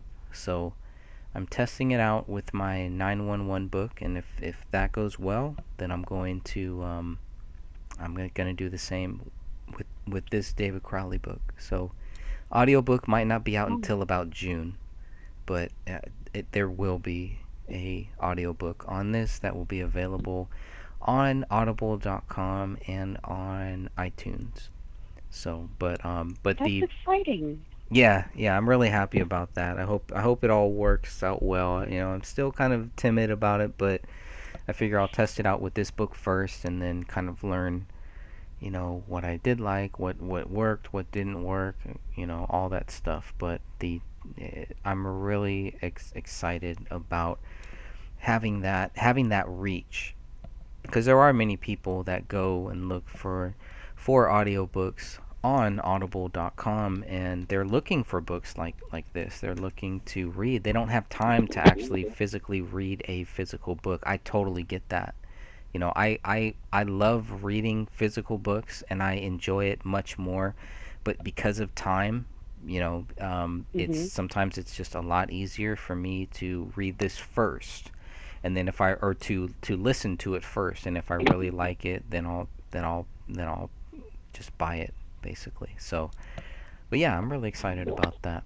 But the PDF will be free, so anybody who does want to just read it, that will be free, and I am strongly considering just releasing a PDF version free for everybody on the 17th. But I need to go through it one more time, so let's see how fast that I can read. I don't have any handwriting samples that to send you yet. I don't know. I'm very nervous about that. One day I Well, will. when you do, send some wine too. I'm low. Okay. Good. I'll send both. Oh, I actually know the perfect wine to send to you as well. It will Awesome. it will I look complement. forward to receive both. Yeah, I'm never getting that in my the handwriting samples. No.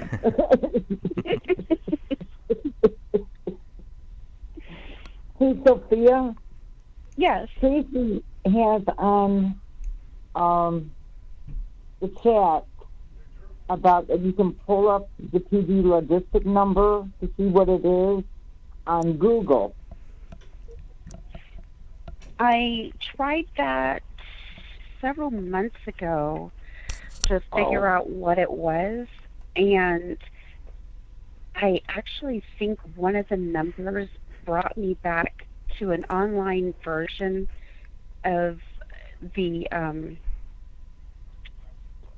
Hey police report. guys, I'll be right back. Go ahead and keep on talking, but if you don't hear from me, I'll be right back in a couple minutes. Okay. Okay. Okay. Because I was looking at badge numbers, and I was trying to figure out what that PD number was, and one of the numbers that I entered brought me to, there's like a downloaded, it's weird, it's a weird format, and you click on it, and it's of the police report. Okay, was- yeah, I know. That, It's so odd. that Mhm. person that I've been talking to, I asked him, and he said he's pretty sure that that's their computer-aided dispatch CAD system. Every person related to a call, it gets loaded into the system and is assigned a unique ID number. PD equals police, FD equals fire. Logis is the CAD program they are using. He said, that he's pretty sure that's what it is, but it might be something else, but he's almost certain that's what it is. And so that they filed something with the police? Is that what you're saying? Well, it could be just like something that they use to file, like, even if they're putting in that they interviewed them or talked to them, or if it says every person related to a call gets loaded in the system, is assigned a unique ID number. I just find it odd that not everybody mentioned has a number like that. He found it odd too. He said he has no idea why. He said, don't know why everyone wouldn't have one unless their system lets them choose if they are going to pull an ID or not.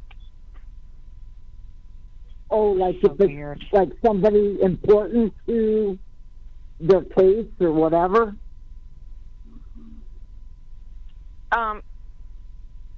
Yeah. Okay. Well, okay, the ones that do have them, who all was at the house when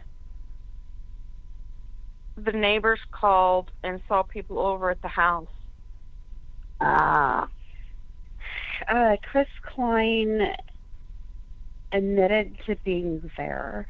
He said that Dan Sr. was there with him, but Dan Sr. said no, he wasn't. I think Mason Hendricks was there, and that's what's odd, is because Chris Klein doesn't have it. Mason doesn't have it. I don't think he's mentioned in here. Dan Sr. does. Sean Wright does.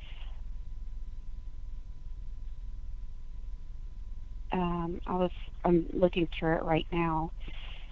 You know who was Judy. there who was there when they showed up? Nobody.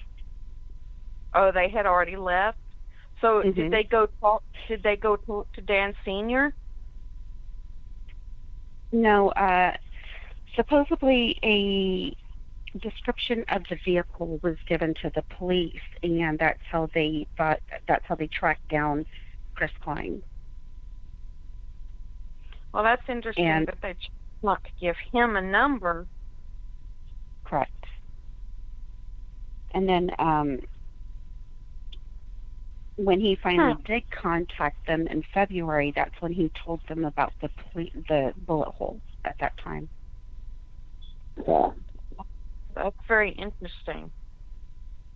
Did anybody secure the back sliding door after the cops were there? Because I'm wondering if that's how they got in.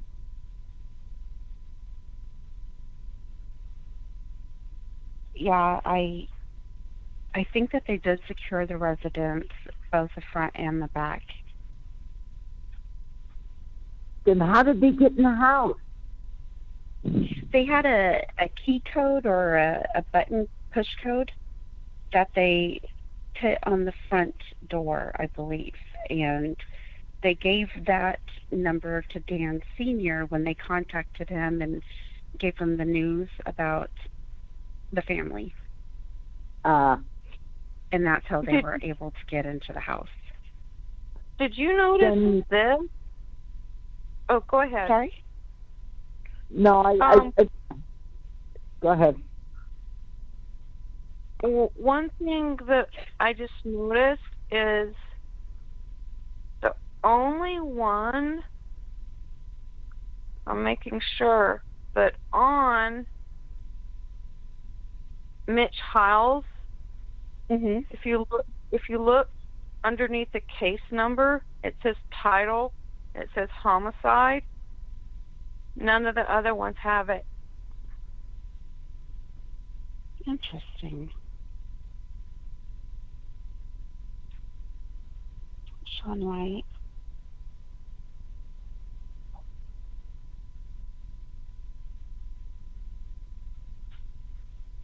I'm trying to find his again.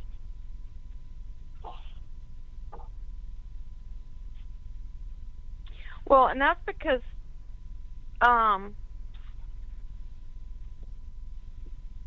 let's see.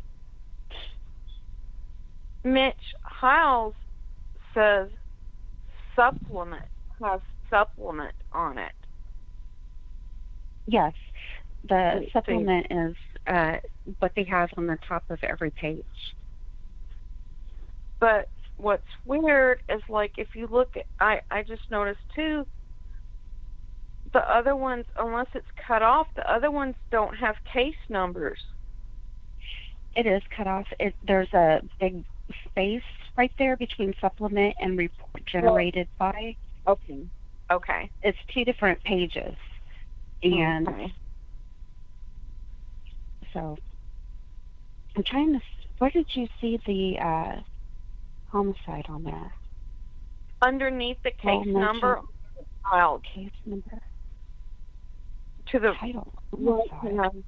Right, follow across where it says supplement, follow it across case number, and then look under case number. That's a good catch. But didn't all the reports say homicide on them in the beginning? I thought they did, but maybe I'm wrong. I don't remember right. I'm in the forms. I can go up there and find out what it says. I'm sorry to everybody in the chat room for not being able to see this. I'm not controlling the screen. We can talk about him since he's not here, because he was talking about me. So he said only nice things about you. Well, no, that's not what I heard. I didn't say bad things about him. We could just talk at the very top, it says that it was homicide, and I guess it was because Rainey and it was. Yeah. Kamel. Rania.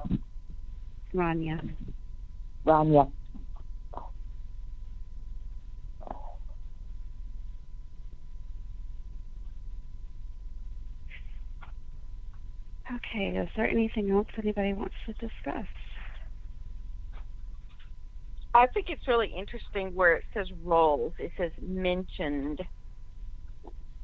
What is the roles part? Because I've received police reports from Apple Valley and from other states, and the rolls has never ever been a part of those police reports.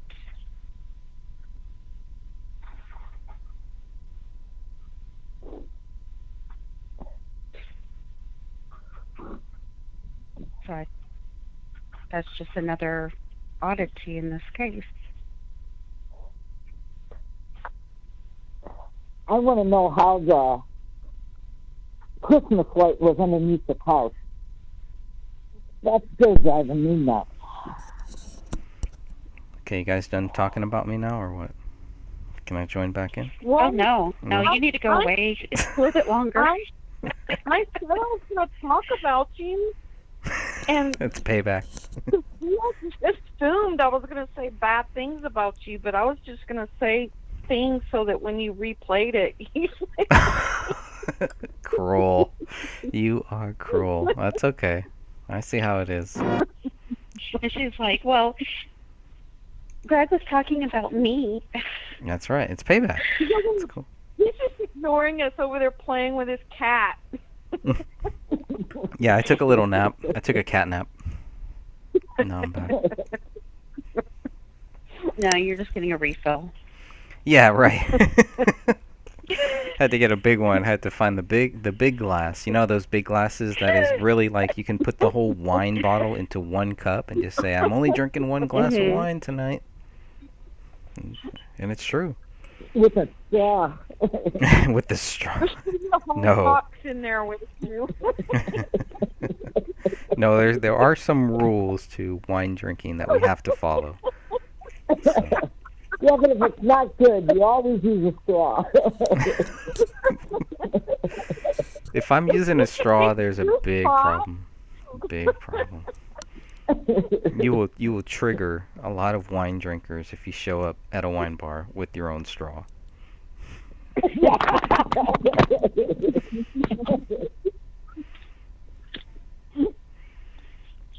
Well, stream is still going. We still got 15 people here, and I'm just making sure. I don't know why I lost the stream. Now I'm so nervous that I'm gonna lose the stream. Seems okay. We have a store here in Corpus that just opened up, and it's Total Wine and More, and they give out free samples. I'm so going to head over there this weekend. Oh. Nice. Well, we were talking about wine. I just wanted to try it out. Oh, that's a great photo. That's the laptop. It's gotta be the infamous laptop. Isn't that one of the police officers? Well, I think the police officers involved in that shooting, I think they were from Buffalo, Minnesota. So it's a little bit different. There's the Bilderberg. I don't know. Let me see what you guys are seeing so I don't act like I'm in the future. She's right in front of Camille. Okay, yeah. Not the extras in the riot uniform. Okay. This is so weird. My stream, my replay, the one I'm looking at, just looks weird. But as long as everybody can confirm we're still live, we're good. I'll just roll with it. See, that picture of her, she does not look like a downtrodden, unhappy wife to me. I mean, people can fake smiles, but you can't really fake happiness in your eyes. And she just looks extremely happy in that picture. Yep. I mean, you can usually see in someone's eyes if they're strained, even if someone's forcing a smile. That she just doesn't look like. I mean, I'm sure they had their stresses, as does everyone. I mean, I don't think that there's anyone that doesn't, but I don't think it was to the point to where, you want to address, the pact theory, you know, to the point to where they just decided they were going to just end it all together. They just don't look like or appear like people that would just suddenly decide to do that. I mean, No, they don't. No. And that whole thing is very flimsy of well, this is why we think that the pack theory is true. And that is just, I mean, that just sealed the deal. I think it just, especially with Kamel's side, I think that's what really put some serious distance between the two sides, between David's side and Kamel's side. So let me go here. Looks like we have 16 people. Yeah, it's okay.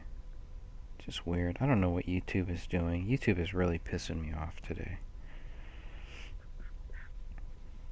But these are just some of the different slides, some of the different images pulled from the Sloppumentary, some of the stuff that they covered. This one right here, yeah, it's just, there's the 2012 script, but a lot of it is just, I mean, everything jumps from 2012, and then all of a sudden we're in 2015, everybody's dead, and David is guilty.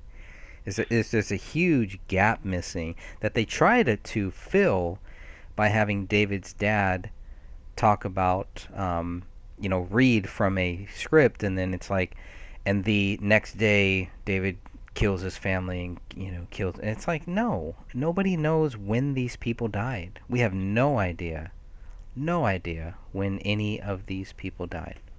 They could have been dead for a long time. There's some people. I mean, we've had theories from before Christmas to they were killed on January 10th. I mean, it's a huge range of different theories, and the decomp of the body should really help tell the story. When the last internet activity is supposed to be December 26th. So if that's true, then there's a huge time gap here. And like Sophia has covered about the whole phones, when was their last phone call, all that stuff. And it's not just about who's calling them, it's about when they're calling out too, and who they're calling out to. And we're just seeing so many inconsistencies that if we can see it, the investigators must see it. I look at Dan Crowley Sr., he sees it. I'm looking at his face right now. I see it in him. I see the fear. I see I don't know what he's scared of, but he looks scared. He does not look like he looks like somebody who woke up and found out that his son is dead. Doesn't know why, and I don't know why he's so silent and so quiet on this. Maybe that's his personality. Some people are like that. They just kind of go into their dark zone and just, don't talk about it. Some people are like that. We had a member of the group at one time who was a bartender and had served Dan Senior drinks, and I forget what the name of the bar. Tried to reach out to the person. They didn't really have too much to really say, but Dan Crowley Sr. mentioned to this person about the documentary. Somehow they got started talking about grandchildren, etc., and he brings it up, and it was just a really weird situation. It's not too often you're going to bring that up to a total stranger, but you have a couple drinks, and all of a sudden you're like, you know what? It's confession time, and you got to start talking about it. So it's an interesting And what exactly thing. did he say? Um, Did just she he quote just him, or? he basically I don't know off the top of my head, but he basically referred her to the sloppumentary, and that was Mm. basically it. And he was uncomfortable. He was kind of crying and kind of very sad. That was the impression that I got from talking with that person, which has been a long time. So, um, and you get a lot of that. You get a lot of that where people, kind of try to help. They try to help us. They want to, let people know who the family was, what they were like, and then they have problems. All of a sudden, they're being intimidated. They're being questioned. And Mhm. everything gets turned back on them, where they just say, "Man, I'm just, I'm not going to deal with this," and they even blame us, like we must have some part in it or something. So it's been an interesting journey with this case. I've never come across a case like this, and I never want to come across a case like this ever. And there should never be a case like this. And I'm hoping that what our effort to do and what we're doing here will help make sure that a case like this never happens again, that the situations never happen. This is not something to just be swept under the rug and just say, well, okay, the police messed up, etc., and they did a bad job, but let's not talk about it. Like, you have to learn from these things, and you can't learn if you're not willing to talk about what you did wrong, what went wrong. And there's legal stuff, I get that. I understand why the cops don't want to talk to us, and all of that. It's fine, whatever. But I don't get how they can sleep at night. How can they live with Mhm. themselves? How can they look themselves in the mirror and say, you know what, I did the best that I possibly could? Have there One thing been I oh, sorry. any, okay, have there been any police officers that worked the case that have since left the department?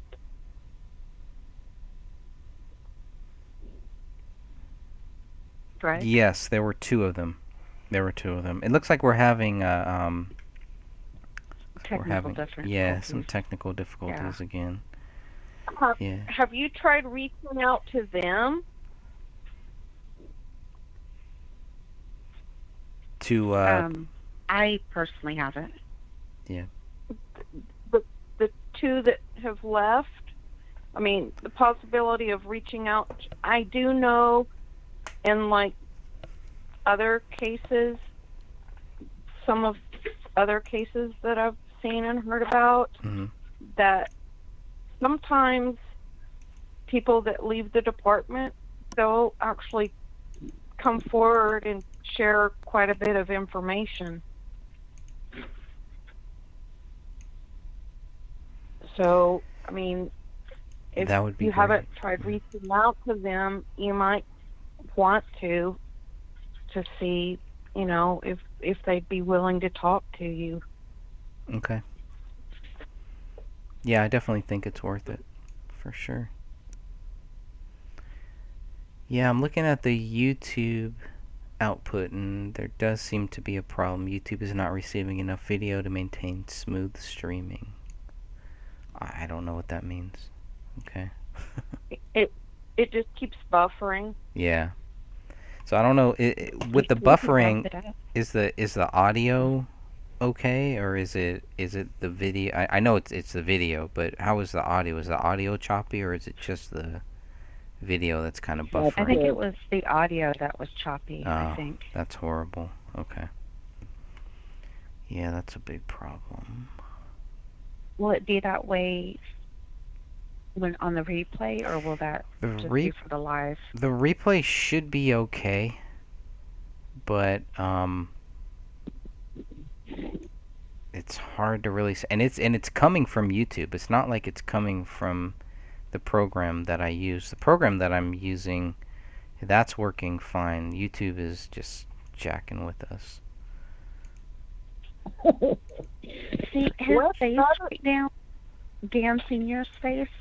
that's the same Yeah. look he had when he read the very end of the script for the December 24th, and David was planning out the future. And then later that morning, he killed his wife and his daughter, and then himself. And then he flips to the next page to see if there's anything else for him to read. And there's nothing, and he has that same look.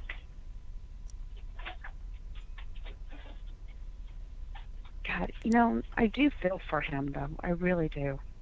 What I find strange about that whole thing is when he's reading and talking about stuff, he actually even adds that they had made plans beyond Mhm. the date that they supposedly died. So he even said that was pointed out. And so, it's almost like when he reads that final thing, it's just like this look of defeat on his face. Yeah.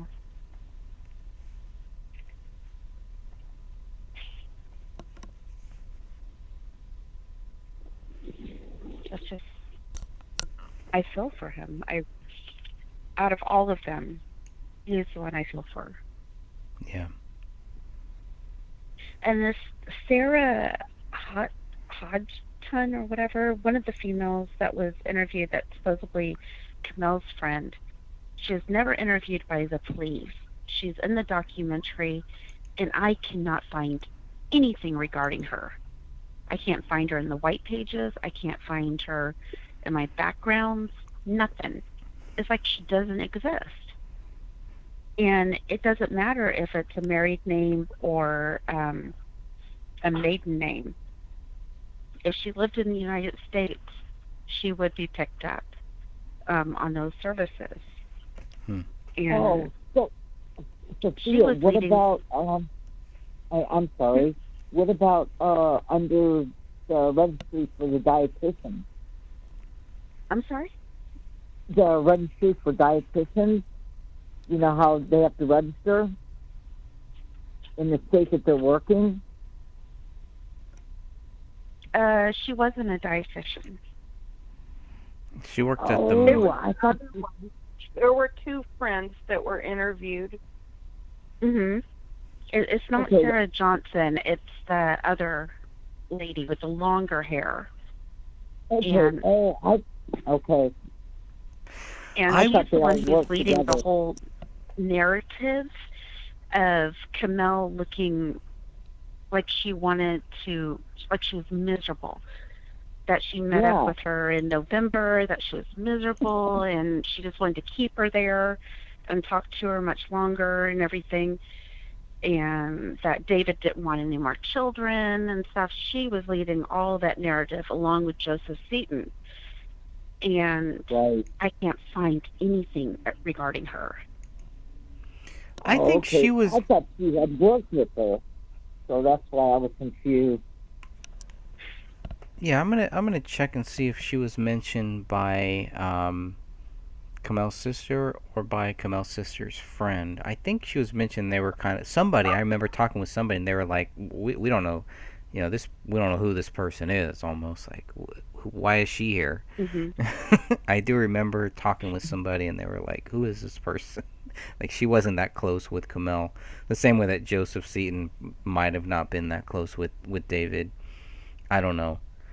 Um, that's Well, there interesting. were Huh? some photos of them working together or working out together in their backyard. So and taking photos even of Mhm. themselves. David was like recording and taking some actual photos of Joseph Seaton as he was working out. And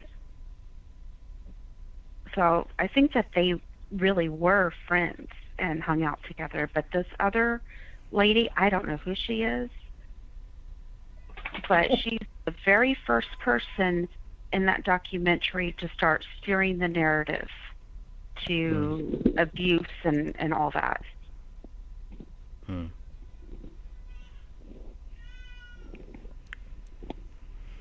And I Yes, just kitty. Very.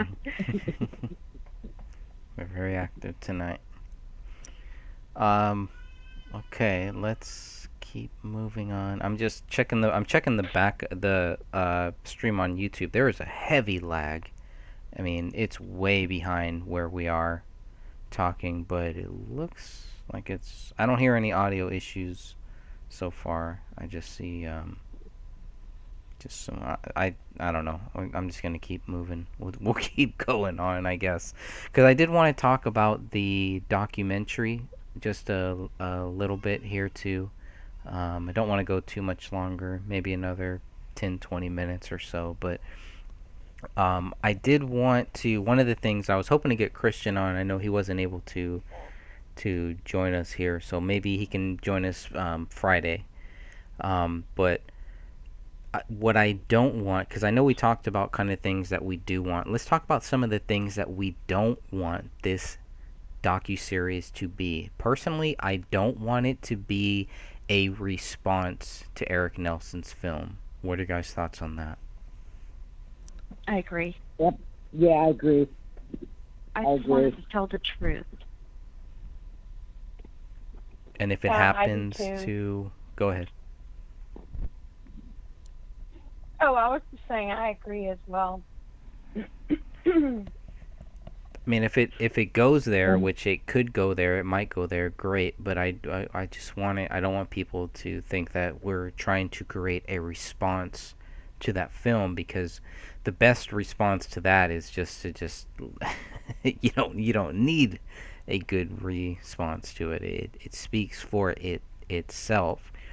I think the thing is what people wanted to get out of that documentary.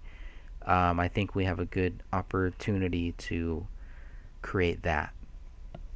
What people want from a real docuseries on this case. I just would like for it to cover the case and cover the truth. Right. I think that's all you can do is put out the truth and let everybody come to their own conclusion, and hopefully it'll lead to somebody saying, hey, maybe we should look at this case again. Mm-hmm. You know, Exactly. I would think that's your point.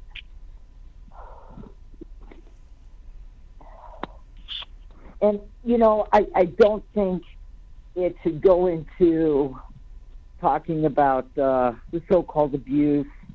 I don't think it should portray Rania as being like a little bit off. Mm-hmm. I think that was horrible. It was dishonest. Yeah, and if I, ever saw Eric Nelson, oh, believe you me, because that is horrible to do. That little child, and then you portray something like that. That's just awful. And what do you guys think Did you get the about? feeling? Go ahead, Sophia. Oh, I was just wondering if any other got the feeling that they portrayed David as some type of autistic killer in a way. Yeah. That's brutal. That's a brutal thought. Well, I mean, because they all said that he worked on a different level. He was Interesting. I never considered that. militant. Yeah. Joseph Beaton used the word militant. And I think Danny August Mason also used that word. Wow. Yeah, and he said that if you didn't get it the first time, he got really mad. If he had explained it to you again. And it was like, that doesn't look like what I've seen, but, I didn't know him. Well, you watched the live streams that David had put up on YouTube. He doesn't portray that at all. Right. He seems very open to everybody there and, working pleasantly with everybody. And I just don't see that. And he streamed a lot of their action scenes and filming. Well, and he was So, actually very attentive to Ronio when they were doing some of that, you know, mhm. um, like because she was really excited. She was saying, "Watch, Daddy, watch, Daddy," and he was trying to talk, and he took the time out of him talking. He stopped and he acknowledged her, and then he went back Right. to doing what he was doing. Right. And they show that in the very beginning, and near the end when they start doing his decline, there was a part where Camille is sitting in front of the TV and Rania was much smaller, a toddler basically, and she's kind of crying, and he snaps at Camille at that moment, Hmm. and then she asks, uh, "Should I look at her?" Oh, And yeah, Yeah. hug her or yeah, whatever. that part, Yeah. Yeah. uh-huh, it's so out of order because that's not even close to when they died. That was years Mm-mm. before, and it was late at night. He was trying to film and everything. I wonder how many takes it took. Anyway, it just annoys me how Eric Nelson chopped everything up, and it was just supposed to be creative editing. Creative garbage. Yeah, there we go. Did Camel's mother pass away? No, Because when I saw that, pardon me? no, she didn't. No, and Okay, because I'm sorry. I Go ahead, Sophia. I live in Texas, and the hospice laws are you do not get put on hospice unless you have less than a certain amount of time to live. And once you're put on hospice, you cannot have life-saving procedures or treatments. Right. And she had surgeries, she had cancer treatments, yet she was supposedly on hospice. Well, I think every state is different with hospice. I know Ohio changed it. Florida was like that at one point, and they've changed it now too. Um, I'm Well, not they sure they live because in Texas, and yeah, that's yeah, why I'm bringing it up. yeah, yeah, and because I was just really surprised to see, it was a Crowley Medical Fund, GoFundMe, and then Hmm. seeing that, well, there was $8,000, but then it's gone. And, Danny Mason said that she was on her deathbed. So that's why Hmm. I was kind of, what is going on here? And I think I asked Greg before if she passed away, and he said no, but I just wanted to recheck because it just seems very odd to me that happened. Yeah. Absolutely. And I think she has ovarian cancer, Right. and that's what my That, sister passed away of. And oh, she was sick the sorry. same time that, well, it's okay. I mean, she was, at the end, she was very sick. Yeah, yeah, And, yeah. I'm just glad that she's no longer in pain. Right, right, right. But it really upsets me when somebody will use a cancer diagnosis to fit their own needs. And Right. it just seems like that's what was being done to keep her mother away from knowing the truth. Right. Because you don't get put on hospice and still be alive 5 years later in the Yeah. state of Texas, unless there was some miracle cure. And if there is, then I'm extremely happy for her that she found it. Yeah. I don't know. That was all odd, that whole thing. And I did look him up on Dan Jr. on LinkedIn, and Hmm. he owns that investment company to restore houses and personal trainer and all that stuff now. Mhm. Very interesting. Oh yeah. They're What very does Dan interesting characters. Yeah, what does Dan Senior do? Because I know in the video they said it was in a law office, but I wasn't sure if he was a lawyer. Not exactly sure. Greg? Yeah, he does some. Can you guys hear me? Okay. Mhm. Yes. Okay. Yeah, he's I know he works in Germany and he's involved with some patents and I forget what the company he actually works for is, but it's something he's got some patents on you know how your cell phone how it shatters, the glass that shatters. So he's got some patents on that, I believe. So he probably is a patent attorney then.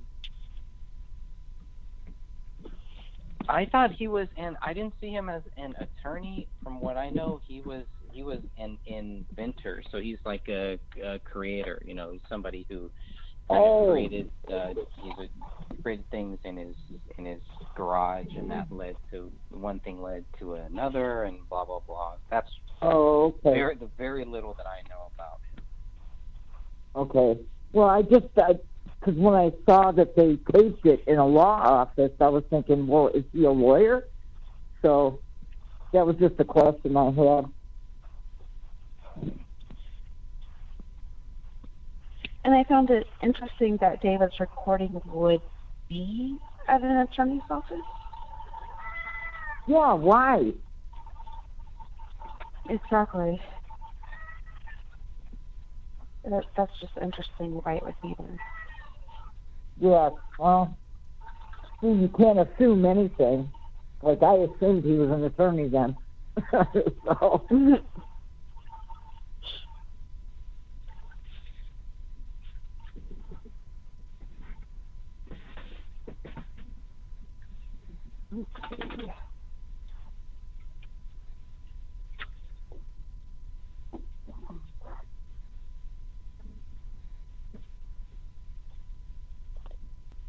Is there anything else we should discuss? Trying to think if there's anything else that we haven't talked about that we wanted to make sure that we did talk about.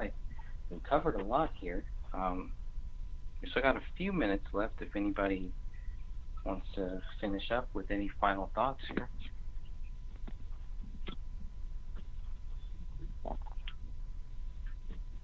I really does don't any have of you, anything. I'm sorry, I just need to ask one question is, and I'm sorry for being such a pain, but does anybody else think that that couch was moved? Yeah, it's very possible that it could have been moved and they could have used a ladder or something to write on there and then push it back. But, Yeah. I mean, we're not going to find out any answers. Yeah, no, I just wondered. It was one of my things in my head. You know, I had thought that the couch was moved, but then looking a little bit closer, I did see some prints that did kind of look like somebody might have stepped on that couch, some bloody prints on the couch. But because the cameras that they use and because the lack of the digital technology that I have to kind of get a clear, you know, some clear footage of that or some clear images, I'm just not sure. But one of the first things that we looked for was blood on that couch. There should be blood on that couch. If the bodies were there, if the three people were killed there, if Kamel was killed there, let's just say that, there should be blood on that couch. And it's very hard to see. Well, there is the photo of, here we go. I'm going to go back and get it because Christy and I were talking about lack of blood and decomp and stuff. if you look at this one photo that I'm going to forward to you, Greg, as soon as I find it, there should be more decomp from Camille. And there isn't. Oh, crap. Sorry. Christy, you're going to get it again. I'm sorry. It's okay. Can't talk and think at the same time. But if you notice in that corner, there should be a lot more decomp and blood, and there just isn't. And then we look at a different photo of where David was supposedly laying, and I'll get that and send it to you. There should be a lot more there too. And there's not. Yeah, especially for partial mummification to have occurred, they would have had to have been there. I mean, 3 weeks is really pushing it in itself from what I've been told. And that's based off of someone that's worked crime scenes. And they said that 3 weeks would even be pushing it, that they had never seen that. But, but if bodies, and I did clarify this as well, if the bodies were there 3 weeks, they would have been almost liquefied. Exactly. Okay, that's a big point. Can you restate that? I mean, you're basically saying that this decomp thing is one of the biggest things that has always, been a focus, and I know nothing about this stuff, so I'm always interested to hear about the decomp and how that can help us with creating a timeline of when the bodies could have possibly been dead, et cetera, et cetera. Okay, well, for partial mummification to happen, they actually should have been there longer than 3 weeks. He didn't say that it was completely impossible. He had just never seen it happen that quickly. He just found that very, very strange. He just didn't see it as possible. But if they were, in order for them to have partial mummification, they would have had to have been there at least that 3 weeks. There's no way possible it occurred quicker than that. And if they were there for 3 weeks, then their bodies would have basically been liquefied. Even if it was 68 degrees in the house? Yes. Yes, because what happens is the gases in the body, in the bacteria and stuff starts eating the body from the inside out. And so that's why you start liquefying inside. That's why you start producing all the gases that you start producing. It's because all of this bacteria and gas starts building up, and the bacteria starts eating away at all of the tissue and everything. And that's why I was telling you that when I asked about would it be possible for someone, if they were in an advanced stage of decomposition, if someone tried to move a body, say like if they tried to grab Rania by the arm and move her, if she were in an advanced stage of decomp, would it be possible for her arm to just come off? And they said yes. And that makes sense. And then the same goes for like the possibility of the other body parts, but definitely the arm, because I said, the arm was pulled out by the socket, and after everything breaks down like that, there's really not anything left to hold anything together except for like the skin, because it starts from the inside and works its way out. And that's why what causes a person to basically liquefy from, like, if you've seen any of the videos, is you bloat twice. You form two different types of bacteria, and so you bloat, you form that bacteria, those gases and everything, and your body starts consuming itself, and then it settles down. Well, then that second time you bloat, you kind of split, and you And it was just start starting to be slippage on Camille. yeah. You kind of just start oozing and everything. So, and I'm asked about the scenario of, well, is it possible that the hand looks like it's mummified? Could a hand, like if a body were taken somewhere else and if it were left outside in the elements in freezing weather and that extremity froze, could it look mummified? And I was answered yes.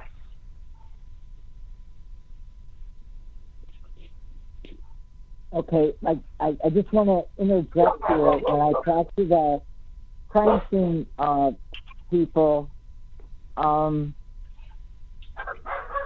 they said that if there is a lack of blood in the area, that some of the extremities and things will look mummified because that blood, the liquid, is not there. When you look at the crime scene photos, you can see Rania must have been laying on her left side at one point because where the dew pump is on her pants, and David was laying on his left side also because his shirt is full of decomp on the left side.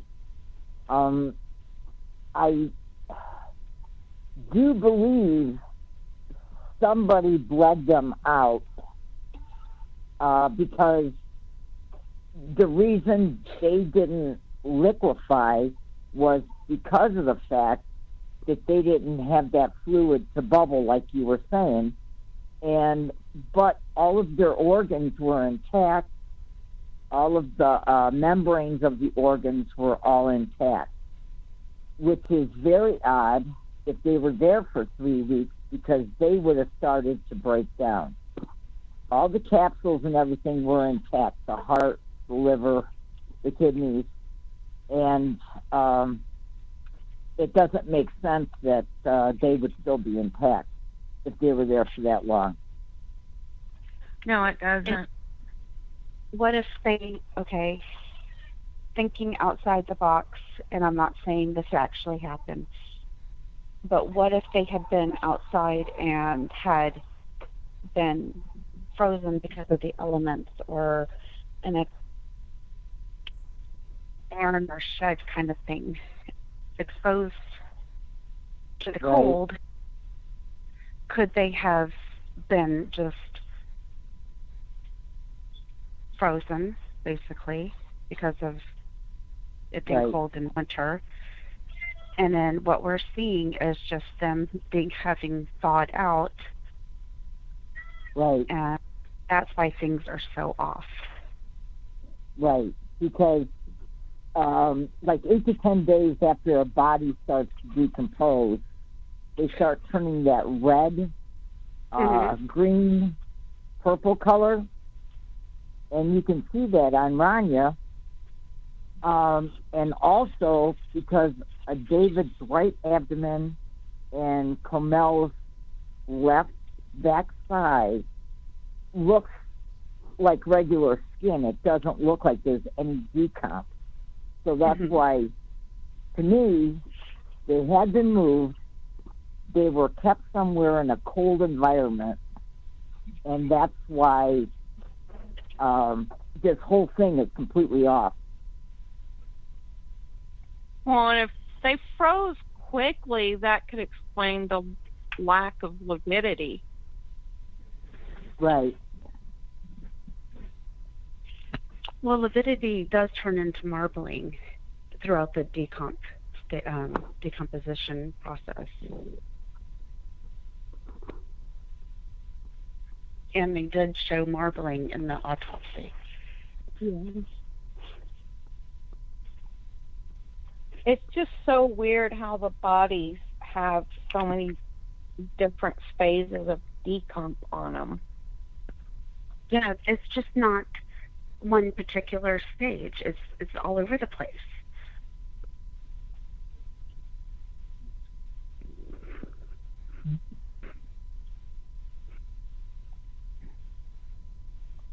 And there's just no way. I mean, I've talked to other people as well. There's no way that the dog ripped her arm out of the socket. No.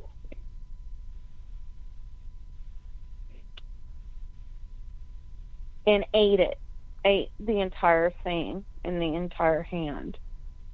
The person that I talked to, he's been in this for years, and he said he had never seen that, and he's seen some pretty bad stuff. I mean, he told me about some scavenging case, or about a scavenging case specifically that he had been on, and it wasn't anything like that. And wild animals will not eat skulls.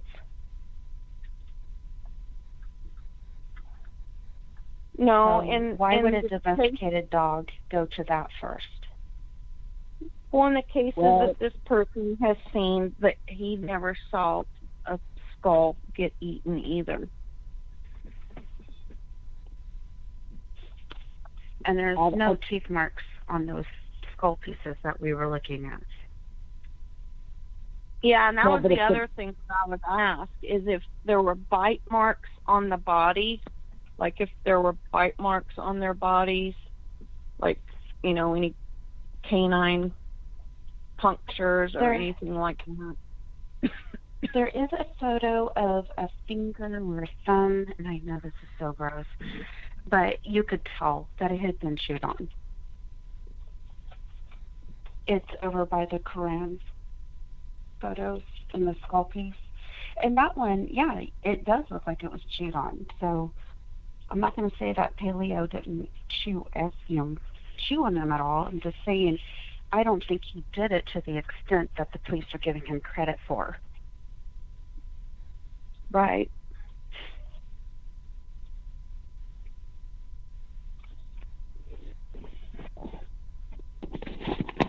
There's a book on audiobooks. She's a mortician. She has a series on YouTube also. But she wrote a book about Will My Cat Eat My Eyes? And she does talk about how animals will scavenge like the face, and if the skull is open, they will consume brain matter, eyeballs, you know, all that stuff.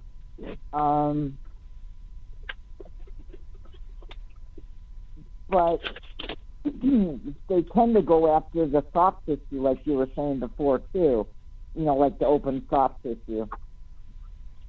Well, and cats are more prone to doing that. That's the one that he told me about. A lady had been deceased for quite a while, and she had quite a few cats. Yeah, And the I've heard cat- that, dude. And the cat had been scavenging on her, but he said that her hands and her face were not touched. Oh. Well, See, I've heard guess of them eating the nose and the lips and the eyelids and stuff. Yeah. I have maybe, heard of that. I think they can, yeah. I mean, but it's just, from what I was told, it's more common for them to go for what he said was the more meaty parts of the body. Hmm.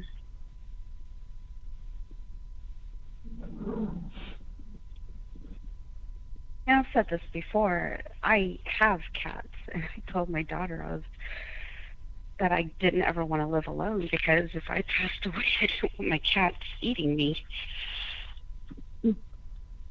And so that was just, she laughed, but it's a legit fear that I have. Well, one of the things is, and it's not even necessarily survival that makes them do it. It's usually what they do is they're trying to get you to wake up, and so they'll like lick you or something like that, and then if there's blood or something on you, because a lot of the times, regardless of how you die, after a certain point, blood will start coming out of your nose or your mouth. Mm-hmm. And they'll lick you, and if they lick you and they taste that blood, it triggers an instinctive thing in them to start eating. Yeah, primal.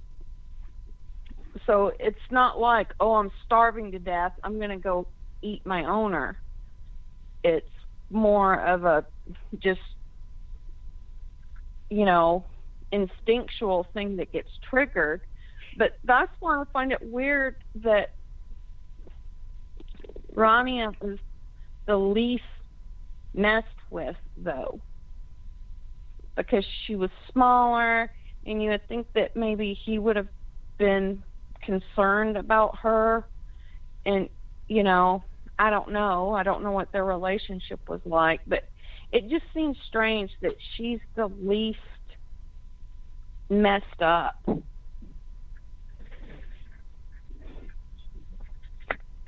And I mean, and then you have to go back to how did he eat hands that were under a body? Good I mean, point. that makes no sense. I mean, there's no way he could have rolled her over a dead weight. I mean, it's hard for a strong adult to lift a person dead weight. Just for an average person, a person that's dead weight is extremely heavy. And so he would have had to have like tried to roll her over with his head and grab her hand and get it, and then you mean to tell me he pushed that arm back under there? That just doesn't make sense. Mm-mm. Unless, go ahead. I'm sorry. I was just going to say, I wouldn't necessarily argue with anyone on scavenging on any of the other parts, because I do know it can happen. But, I mean, it would take a lot of convincing to make me believe that he ate her hands.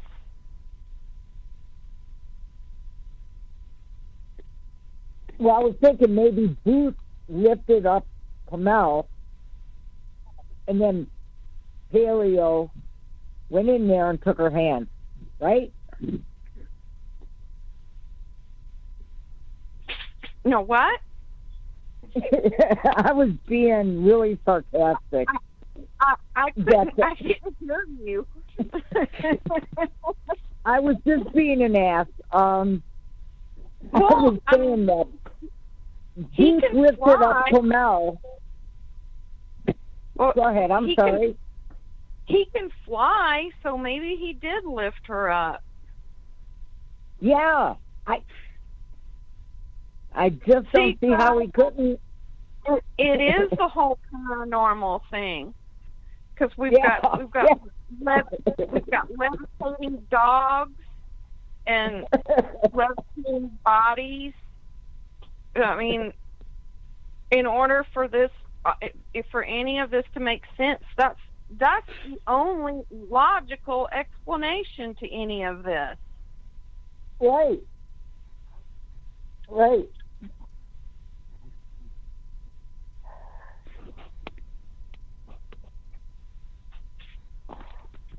Do we But I reach mean, Greg? think about it. If you No. were gonna try, if you were gonna try and get to someone like that, well, I've been a nurse's aide before, and I've had to like change beds with the bed occupied with the person in them, and so Yeah.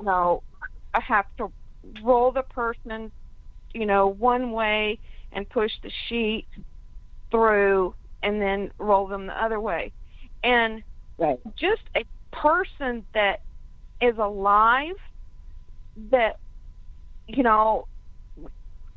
isn't completely dead weight, it's not an easy task to keep a body rolled over while you're trying to do something else at the same time. I mean, he would have had to actually have like lifted her up in a way and rolled her over, kind of, and crawled underneath her, and he wouldn't have done that. He wouldn't have wanted to be trapped underneath a body. No. I've been a registered nurse for years, and I've had to do the dead body weight, moving and cleaning up and stuff like that. And there's no way. You have to have at least two people, because, you take the chance of them, whatever, falling. Yeah. And who would be holding Kamel up so he could go under there? Exactly. And that's what I'm saying. Like, if the only thing is if some kind of miracle happened and he like rooted his head under and wedged and like used his weight to push her and roll her over, but I don't think he would have been able to, because that's the thing. I don't think people realize how heavy a dead body is. Yeah, it is heavy. It's not like lifting a living person. It's extremely heavy. Yeah, it is. That's one reason why people, when they dump bodies and stuff, a lot of the times it's like right off the side of the road, or it's in a very convenient place that's close to a vehicle and stuff like that, because people can't go trekking extremely long distances with a dead body because they're not physically capable of doing it. Right. Now, is it twice the weight of a person who isn't dead, or like how much more weight are we talking about? Well, it's not that they weigh any differently, Greg. It's just that you don't have a person helping you. That person, like, say you go to help somebody stand up like that has fallen.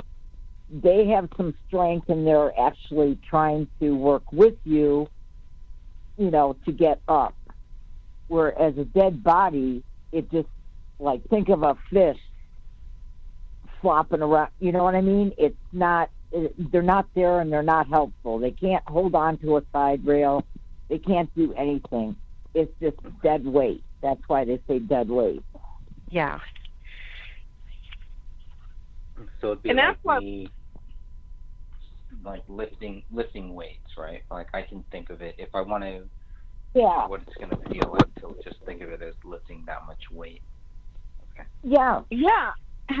Yeah. Have you ever picked up a sleeping child, maybe a cousin or a nephew or anything like that? Not a sleeping child, no. Okay, well, or a sleeping person or a person who's passed out when you were a Oh, yeah. teenager and partying and stuff. Okay, you Yeah. notice how heavy they are. Yeah. Okay, maybe that was just me.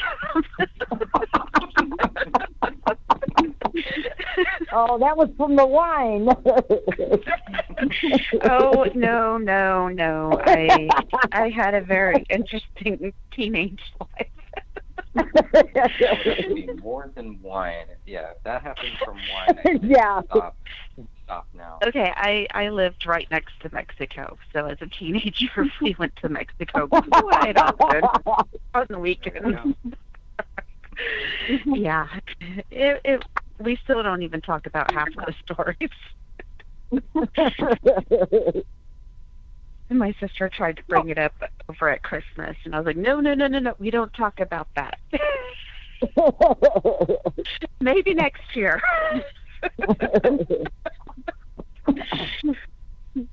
So, yeah. Yeah, Well, that's a that's good example. It's like somebody that's passed out. Yeah. Mhm. Yeah. Well, and that's why, like, the firefighters, their training is so intense. Like, they have to carry, a certain amount of weight up and down stairs with all of their equipment on because, they may have to actually carry, a completely passed out person. And so they've got to be able to carry that dead weight. That's why the training for firefighters is so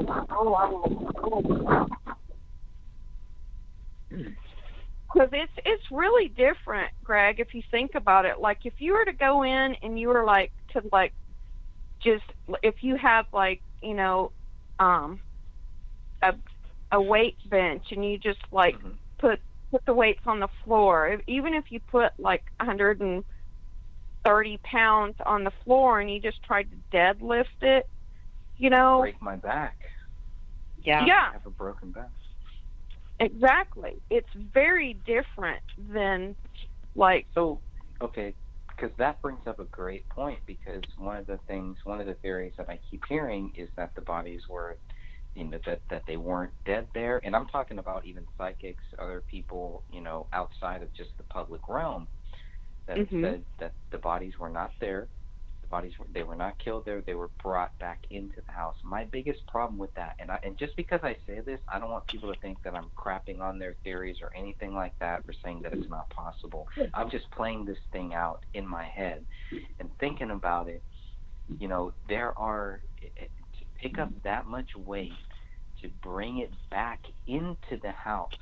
Not saying it's not possible, but there's a lot of factors that would be involved, including neighbors that don't see it.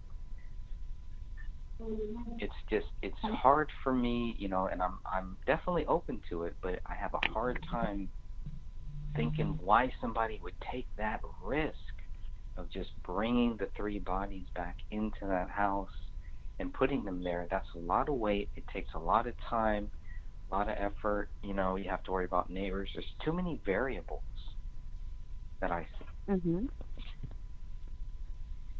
But it could yeah, be done. the neighbor thing is an issue. Um, that's one thing that I've wondered about. Unless they went around through the back, But there's very even very. less. But there's no fences. I mean, if you look at those fences, there is one period where the fences look like they're kind of wooded off. There's some wood on the fences, but for the most part, there's really no fencing in between these houses. Everybody can see everybody's backyard. Everybody is in everybody's business. It's so open, too open. We would not put up with that here in California. I mean, you would have to look at a lot of. You would really have to look at a lot of variables because I see what you're saying. I'm not saying that I don't think that it happened, but I'm just saying I see what you're saying.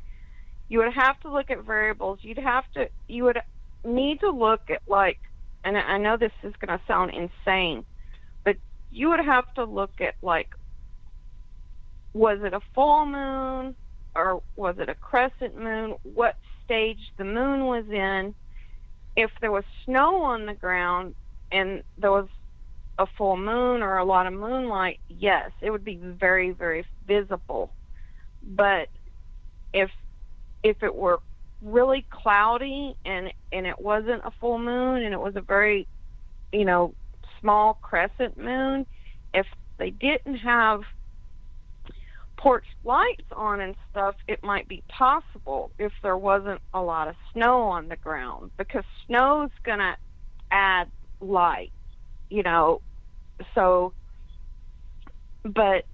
you would have to look at those variables to see, what it was like and everything. And you also have to take into the fact that it could have been after midnight, 2 or 3 o'clock in the morning. I know I don't look outside my window once the blinds are shut at that time of night. And paleo would have definitely had to have been locked down in the basement then if that were going on, because he would have Because of been the sound? barking, Because of which would have, so he would, right. because my dogs bark if a leaf blows across the ground. I mean, literally, they're ridiculous. I mean, they see a leaf move and they go crazy. So, dogs, they're that's one reason why people like having them, aside from many other reasons. But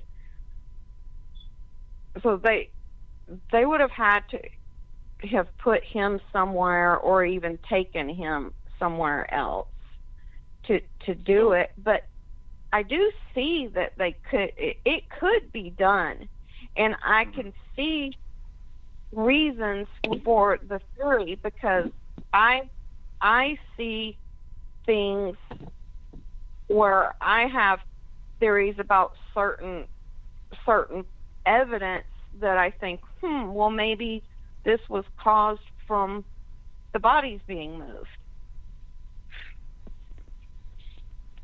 Like if the footprints are real, because it's just the balls of the feet. If someone were, or someone's were trying to move David and they lost their grip and just dropped him down for a second, his feet could have touched, and that would explain why just the fronts of his feet went down.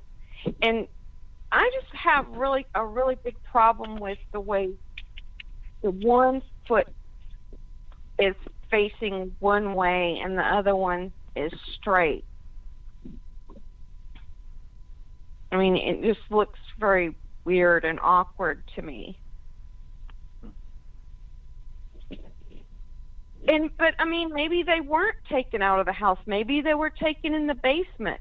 They didn't really look that closely at the basement.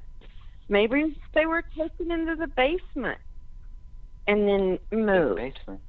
Yeah. There's a lot of room. There's a lot of things down there. It's been a lot quieter. Right. Well, okay. So as a dog owner, I don't know if you're a dog owner in the snow, how all of that works, but what the police reports say is that on December 24th or December 25th, Colin Prochnow blew out their driveway. So even by that time, the Crowley driveway was, there was still snow on it. So when Colin Prochnow was doing that, would the dog bark if it's by itself, or does that show that maybe everything was fine by then? Um, when Dan Crowley Jr. leaves the presence there on December 28th, the dog is barking. Aside from that, there's no bark. There's no reports of anybody who was there who has seen anything. There's no reports of the dog barking. That's it. See, I don't January know what 20th, and then I don't know what his temperament was like, but like I could tell you, like if someone were even just standing in my driveway, it doesn't matter what time of night or morning it is. If someone were even just standing in my driveway, my dogs would know it and they would be going berserk. We have dogs that live above us. There's 3 of them, and they go insane when anybody drives up. They just barking at the window, jumping at the window, everything. Now, if somebody's home with them and telling them to be quiet, they'll settle down a lot sooner. But I mean, I can would they also bark bark? Would they also bark for people that they know? Like, because I'm not a dog owner, so can they tell the difference between a car that is pulling up that they know as opposed to a family that is pulling up that they don't know, et cetera, et cetera? No, they still bark even when their owners come. Yeah. Okay. Yeah, they go bark. even more berserk for them. Mine just bark for different reasons. But mine have a different bark.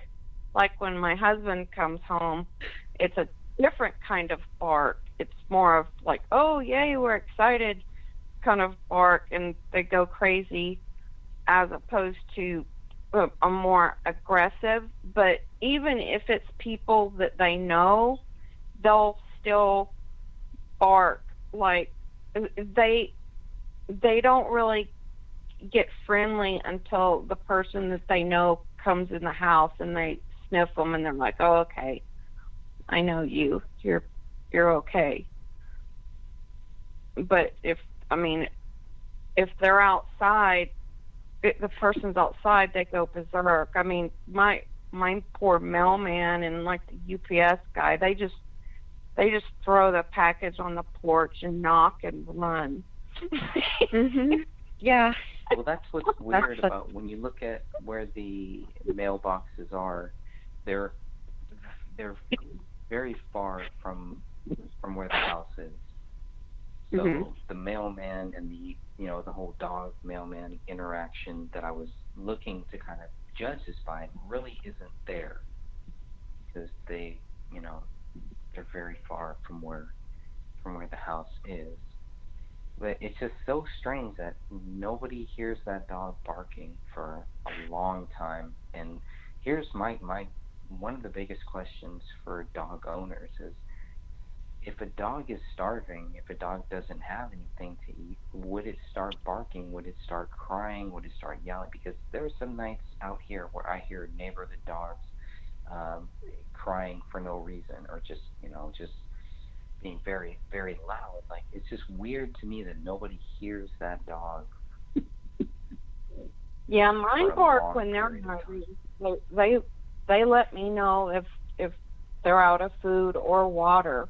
They bark at me and let me know.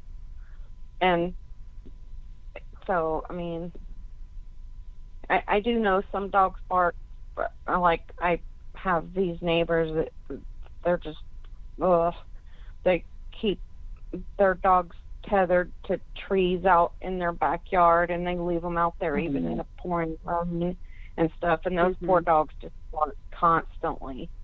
They bark constantly. But dogs they're very territorial. I mean, even if they're not aggressive animals, they're extremely territorial. And so, I mean, that it is weird that no one else heard him barking, because I would think he would have been barking, but he could have been either taken somewhere else or he could have been put in the basement. Which I think for everything that happened, he, like I've said before, he either had to have been put in that kennel or put in the basement. Well, okay, but here's the problem there. Here's the problem there, and is who it would have to have been by somebody that the dog knew, right? Exactly. Dogs, I mean, it can't just be any random person. I mean, maybe it could be when you look at when the officers lured that dog out of the house, they just used treats and they lured it out. It was still barking and whatever, but they were able to lure it out. So, Well, I mean, a mean person could grab a hold of a dog that small, and you, I mean, there's ways, like you could throw a blanket over a dog if it's an out of control dog, and You could trick it like, too with treats. you know, I mean, I'm not saying they did it in a humane way, but someone could have just grabbed a hold of him and threw him down the steps, or shoved him into the cage, wrapped a blanket around him or something, and then crammed him in the cage. I mean, it's possible. I mean, because he's not that big of a dog, and it really depends on the dog how they'll react. Like, because some dogs can act extremely aggressive, but then if you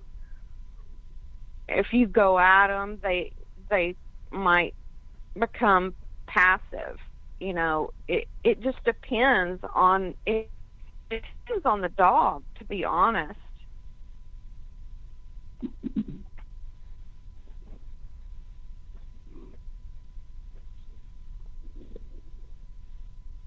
all right. Anybody else have anything else that we should cover? We still have like 12 or 13 people in the chat room, even with all of our technical difficulties and all of that. We've still been able to keep this going here. So we've gone about 3.5 hours. Um, Anybody have any final things here? I know we do have. I'm going to be on Eric Spitfire Wilkinson's show next week on Wednesday, and then I do want to come back on Friday, January 17th, 2020. And I would like for us, I don't know, we need to figure out some way, something we can do to kind of keep this case going. I want to thank everybody in the chat room, everybody in the group, everyone who has helped us keep this case going. And just, we know that what they told us is not true. And so that is the truth here. That's where we keep going back to this, it's the same thing. And I'm still waiting for a few things from Detective Jim Gummert, and hoping to talk with some people who knew David, and trying to get some background on all of that and what David was like. And we're just regular people here, asking these simple questions because for whatever reason the investigators decided that this was an open and shut case. And from day one, within 24 hours, they were going back to the same thing, that David Crowley is guilty. That I can understand. I don't understand why the people who were working with David, the people who knew David, the people who lived with David, the people who grew up with David, why any of them would just say, yeah, he's guilty. I don't understand why Kamel's sister said that. I don't understand why Kamel's dad is okay with that. And maybe they're not. Maybe they're just being quiet for whatever reason. Maybe they're going to get to the point where they want to create a counter documentary to what Eric Nelson created. I don't know, but they have got to understand there is a reason why this case uh, stands out, and why so many people can look at this case and see some of the simple facts that David Crowley is not guilty. Whatever you want to think, whatever theory you want to create, whatever you want to say, whatever you think happened, that is a simple fact. He's not guilty. Nobody can tell us that he's guilty. It can't be done. If the people that investigated it, if the family, if the friends, if nobody can prove that, why should we think that that is true or even take that seriously? And even to go even further, it's like you're going to try to tell me you're basically what they're trying to do is they're trying to trick us. They're trying to trick us into thinking that something that isn't true is true.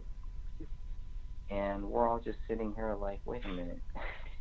We would love to believe that, the case is solved, they got the right guy, et cetera, et cetera. But this is a slam dunk case where you can clearly see that this is not a double murder suicide.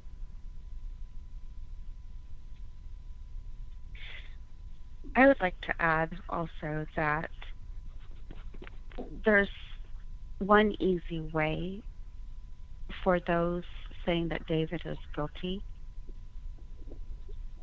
to get us to shut up and go away. Show us that absolute proof that he's guilty. Show us what convinced you that he's guilty.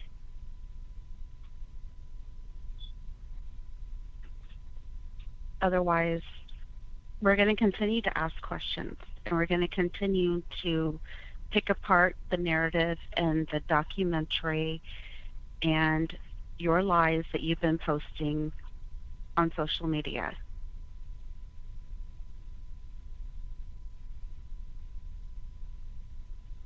So, show us. And if it's absolute proof, well then, there's nothing else to say. But no more of this secret knowledge or, oh, we can't show you because it's confidential, that kind of thing, but you have to take our word for it. I'm not playing that game anymore.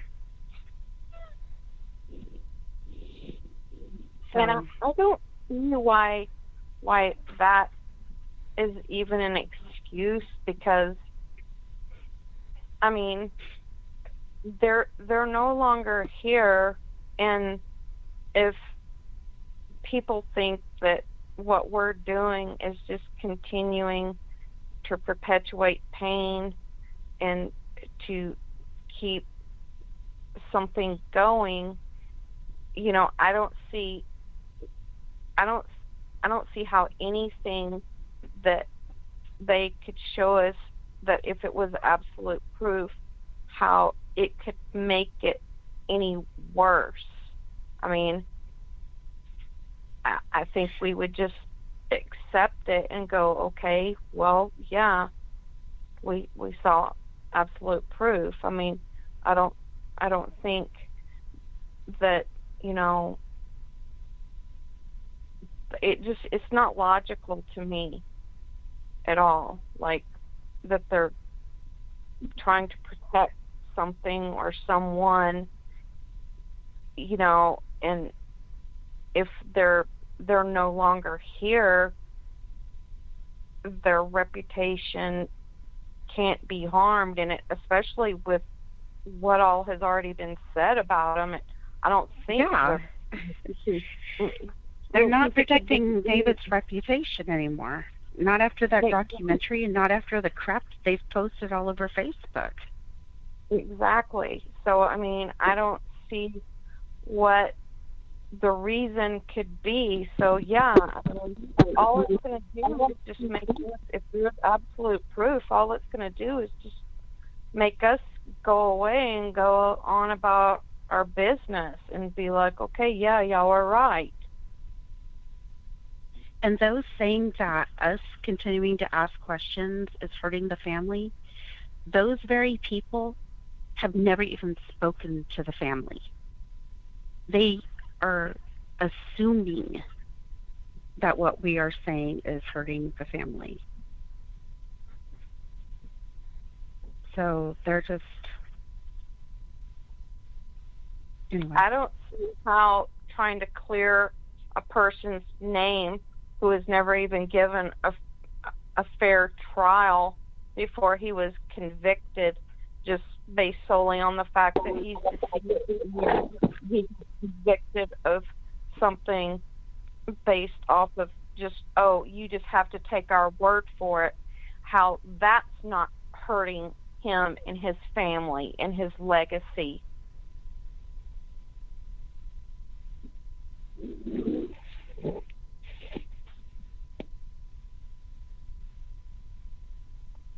Anyway. Well said. Oh, I'm so tired of their games. I'm just not playing them anymore. I'm going to continue to ask questions. Yeah, there's nothing wrong with that. That's why I entitled this David Crowley Questions, because that's what it really is. It's not like, oh, okay, here's what happened. Let's all go with this theory. Let's all go with this story. That's what the Gray State team did. We can't do that. We can't be like them, and we're not going to be like them, because we are not a collective group looking at this and saying, this is what happened, we need to go with that, blah, blah, blah. It's like, no, we have independent people all looking at this case, all coming to the same conclusion. There's no evidence David Crowley is guilty, however you want to look at it. Now, you have people that don't want to look at the evidence and will say that David Crowley is guilty. I understand that, because if you're not willing to look at the evidence why he is innocent, then sure, you can believe whatever you want. You can live in that fairyland world. That's fine. But for people who really want to see, okay, what proves that he's innocent, what proves that he's guilty, that's simple. Take your feelings out of it. And I understand, for the family and the friends, it is impossible to take your feelings out of it. But to the friends and family, I'm sure you've looked at other cases. I'm sure you have other views on other things that you are not a part of, and you still have a view based on facts. If you can have a view, a political view, whatever, a spiritual view, based on facts, based on what you've researched, you should be able to have a serious, intelligent view on this case based on the facts that your family member, that your friend has never been proven guilty, and David Crowley will never, ever be proven guilty, period.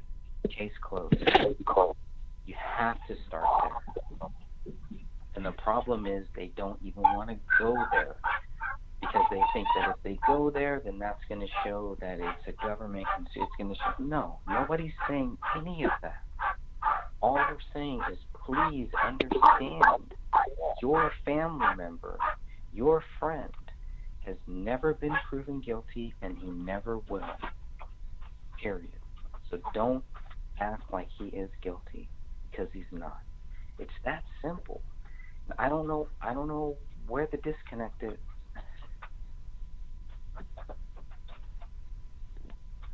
It's too bad that the GS guys couldn't have been better friends to David and Camille. Instead, they were wanting to make a documentary and a name for themselves, instead of actually getting to the truth and asking real questions. Yeah. Bad move on their part. And it's really funny that the mentality of, just, he's guilty, just believe he's guilty. It reminds me of, like, when I was a little kid, and, like, my mom or my dad would say, don't do this or don't do that, and they'd say, because I said so. Mhm. It's like, well, Exactly. that's illogical. That doesn't tell me anything. You're not teaching me anything. I mean, because I said so, you know, why should I believe that? Show me, and thus I changed, that when I was raising my kids, and I would explain to them why, because I would want them to be intelligent and understand the reasons why they should and shouldn't do things, rather than just having that mentality of, because I said so, because that that just doesn't work. I mean, it doesn't answer any questions, and so it's just going to keep raising continuous questions.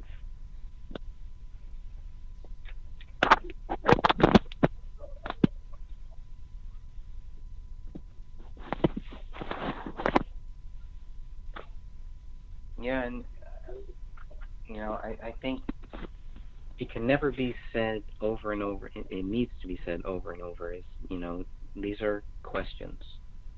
Or asking questions. And the problem is you have so many people that came to a conclusion so early on, just with no evidence before the case was closed. This isn't like the Gray State team and the family and friends waited until the case was closed and said, you know what, David's guilty. This was being pushed on them from day one, from the very start, from the 911 call. It was all staged. However you want to look at it, whether it was staged on purpose or whatever. I mean, this whole thing it just plays out like a bad script that someone needs to unravel. There is a murder mystery here that needs to be unraveled. And the more people that look at this and come to their own conclusion based on the facts, I believe that is how we are going to get to unravel this mystery here. Because we all have our own theories, we all have our own thoughts, publicly, privately, but it's not about us. It's not about them. It's not about the family. It's not about the friends. It is about the 3 people that lost their lives, that are dead. It is about them.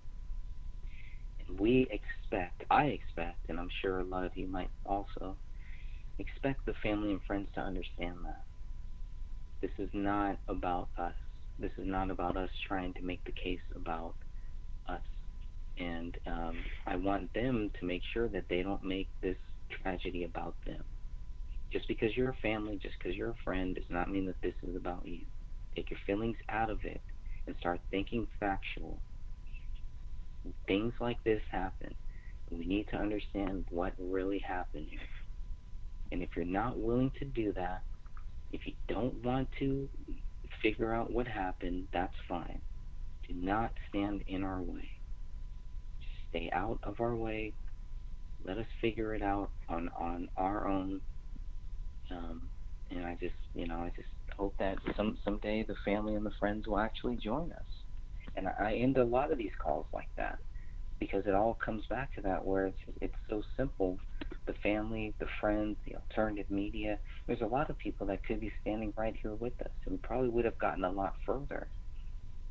But they don't, and they won't, and they want to stand in our way. There's really not too many people. Personally, I have never felt resistance from the family on either side.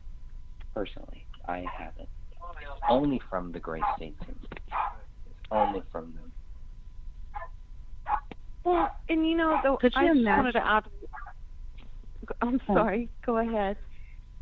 I was just going to say, could you imagine how much further we would have been and probably over this case if they would have worked with us and helped us through it instead of throwing up lies and brick walls?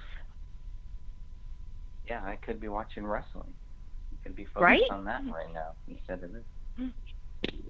Well, and I drinking just wanted wine to add. with Go ahead. No, it's okay. I was being an ass again. That's okay. Oh, Go ahead. I was just going to add that one thing that I thought about is, you know, it's not about us wanting to be right.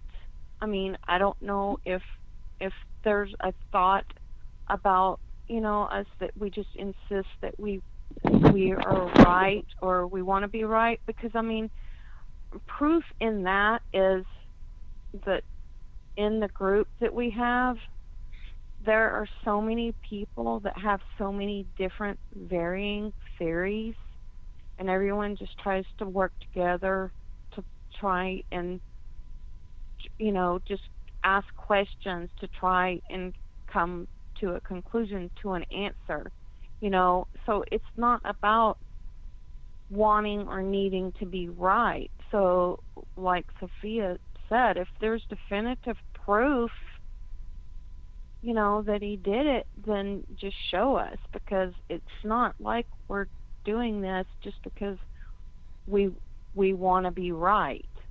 I mean, because there's not even one specific running theory. I mean, we're just trying to get to the truth.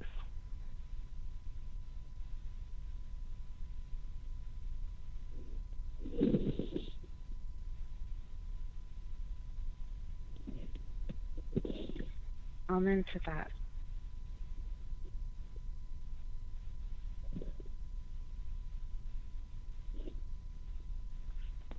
Well Shall we said. wrap this up, Greg? Yeah, I think so. Unless anybody else has anything else they wanna add, I'll shut this down here. I might end with a little. I might end with one of the videos that we just put out, but I do hope everybody can come back here Friday, and we will just continue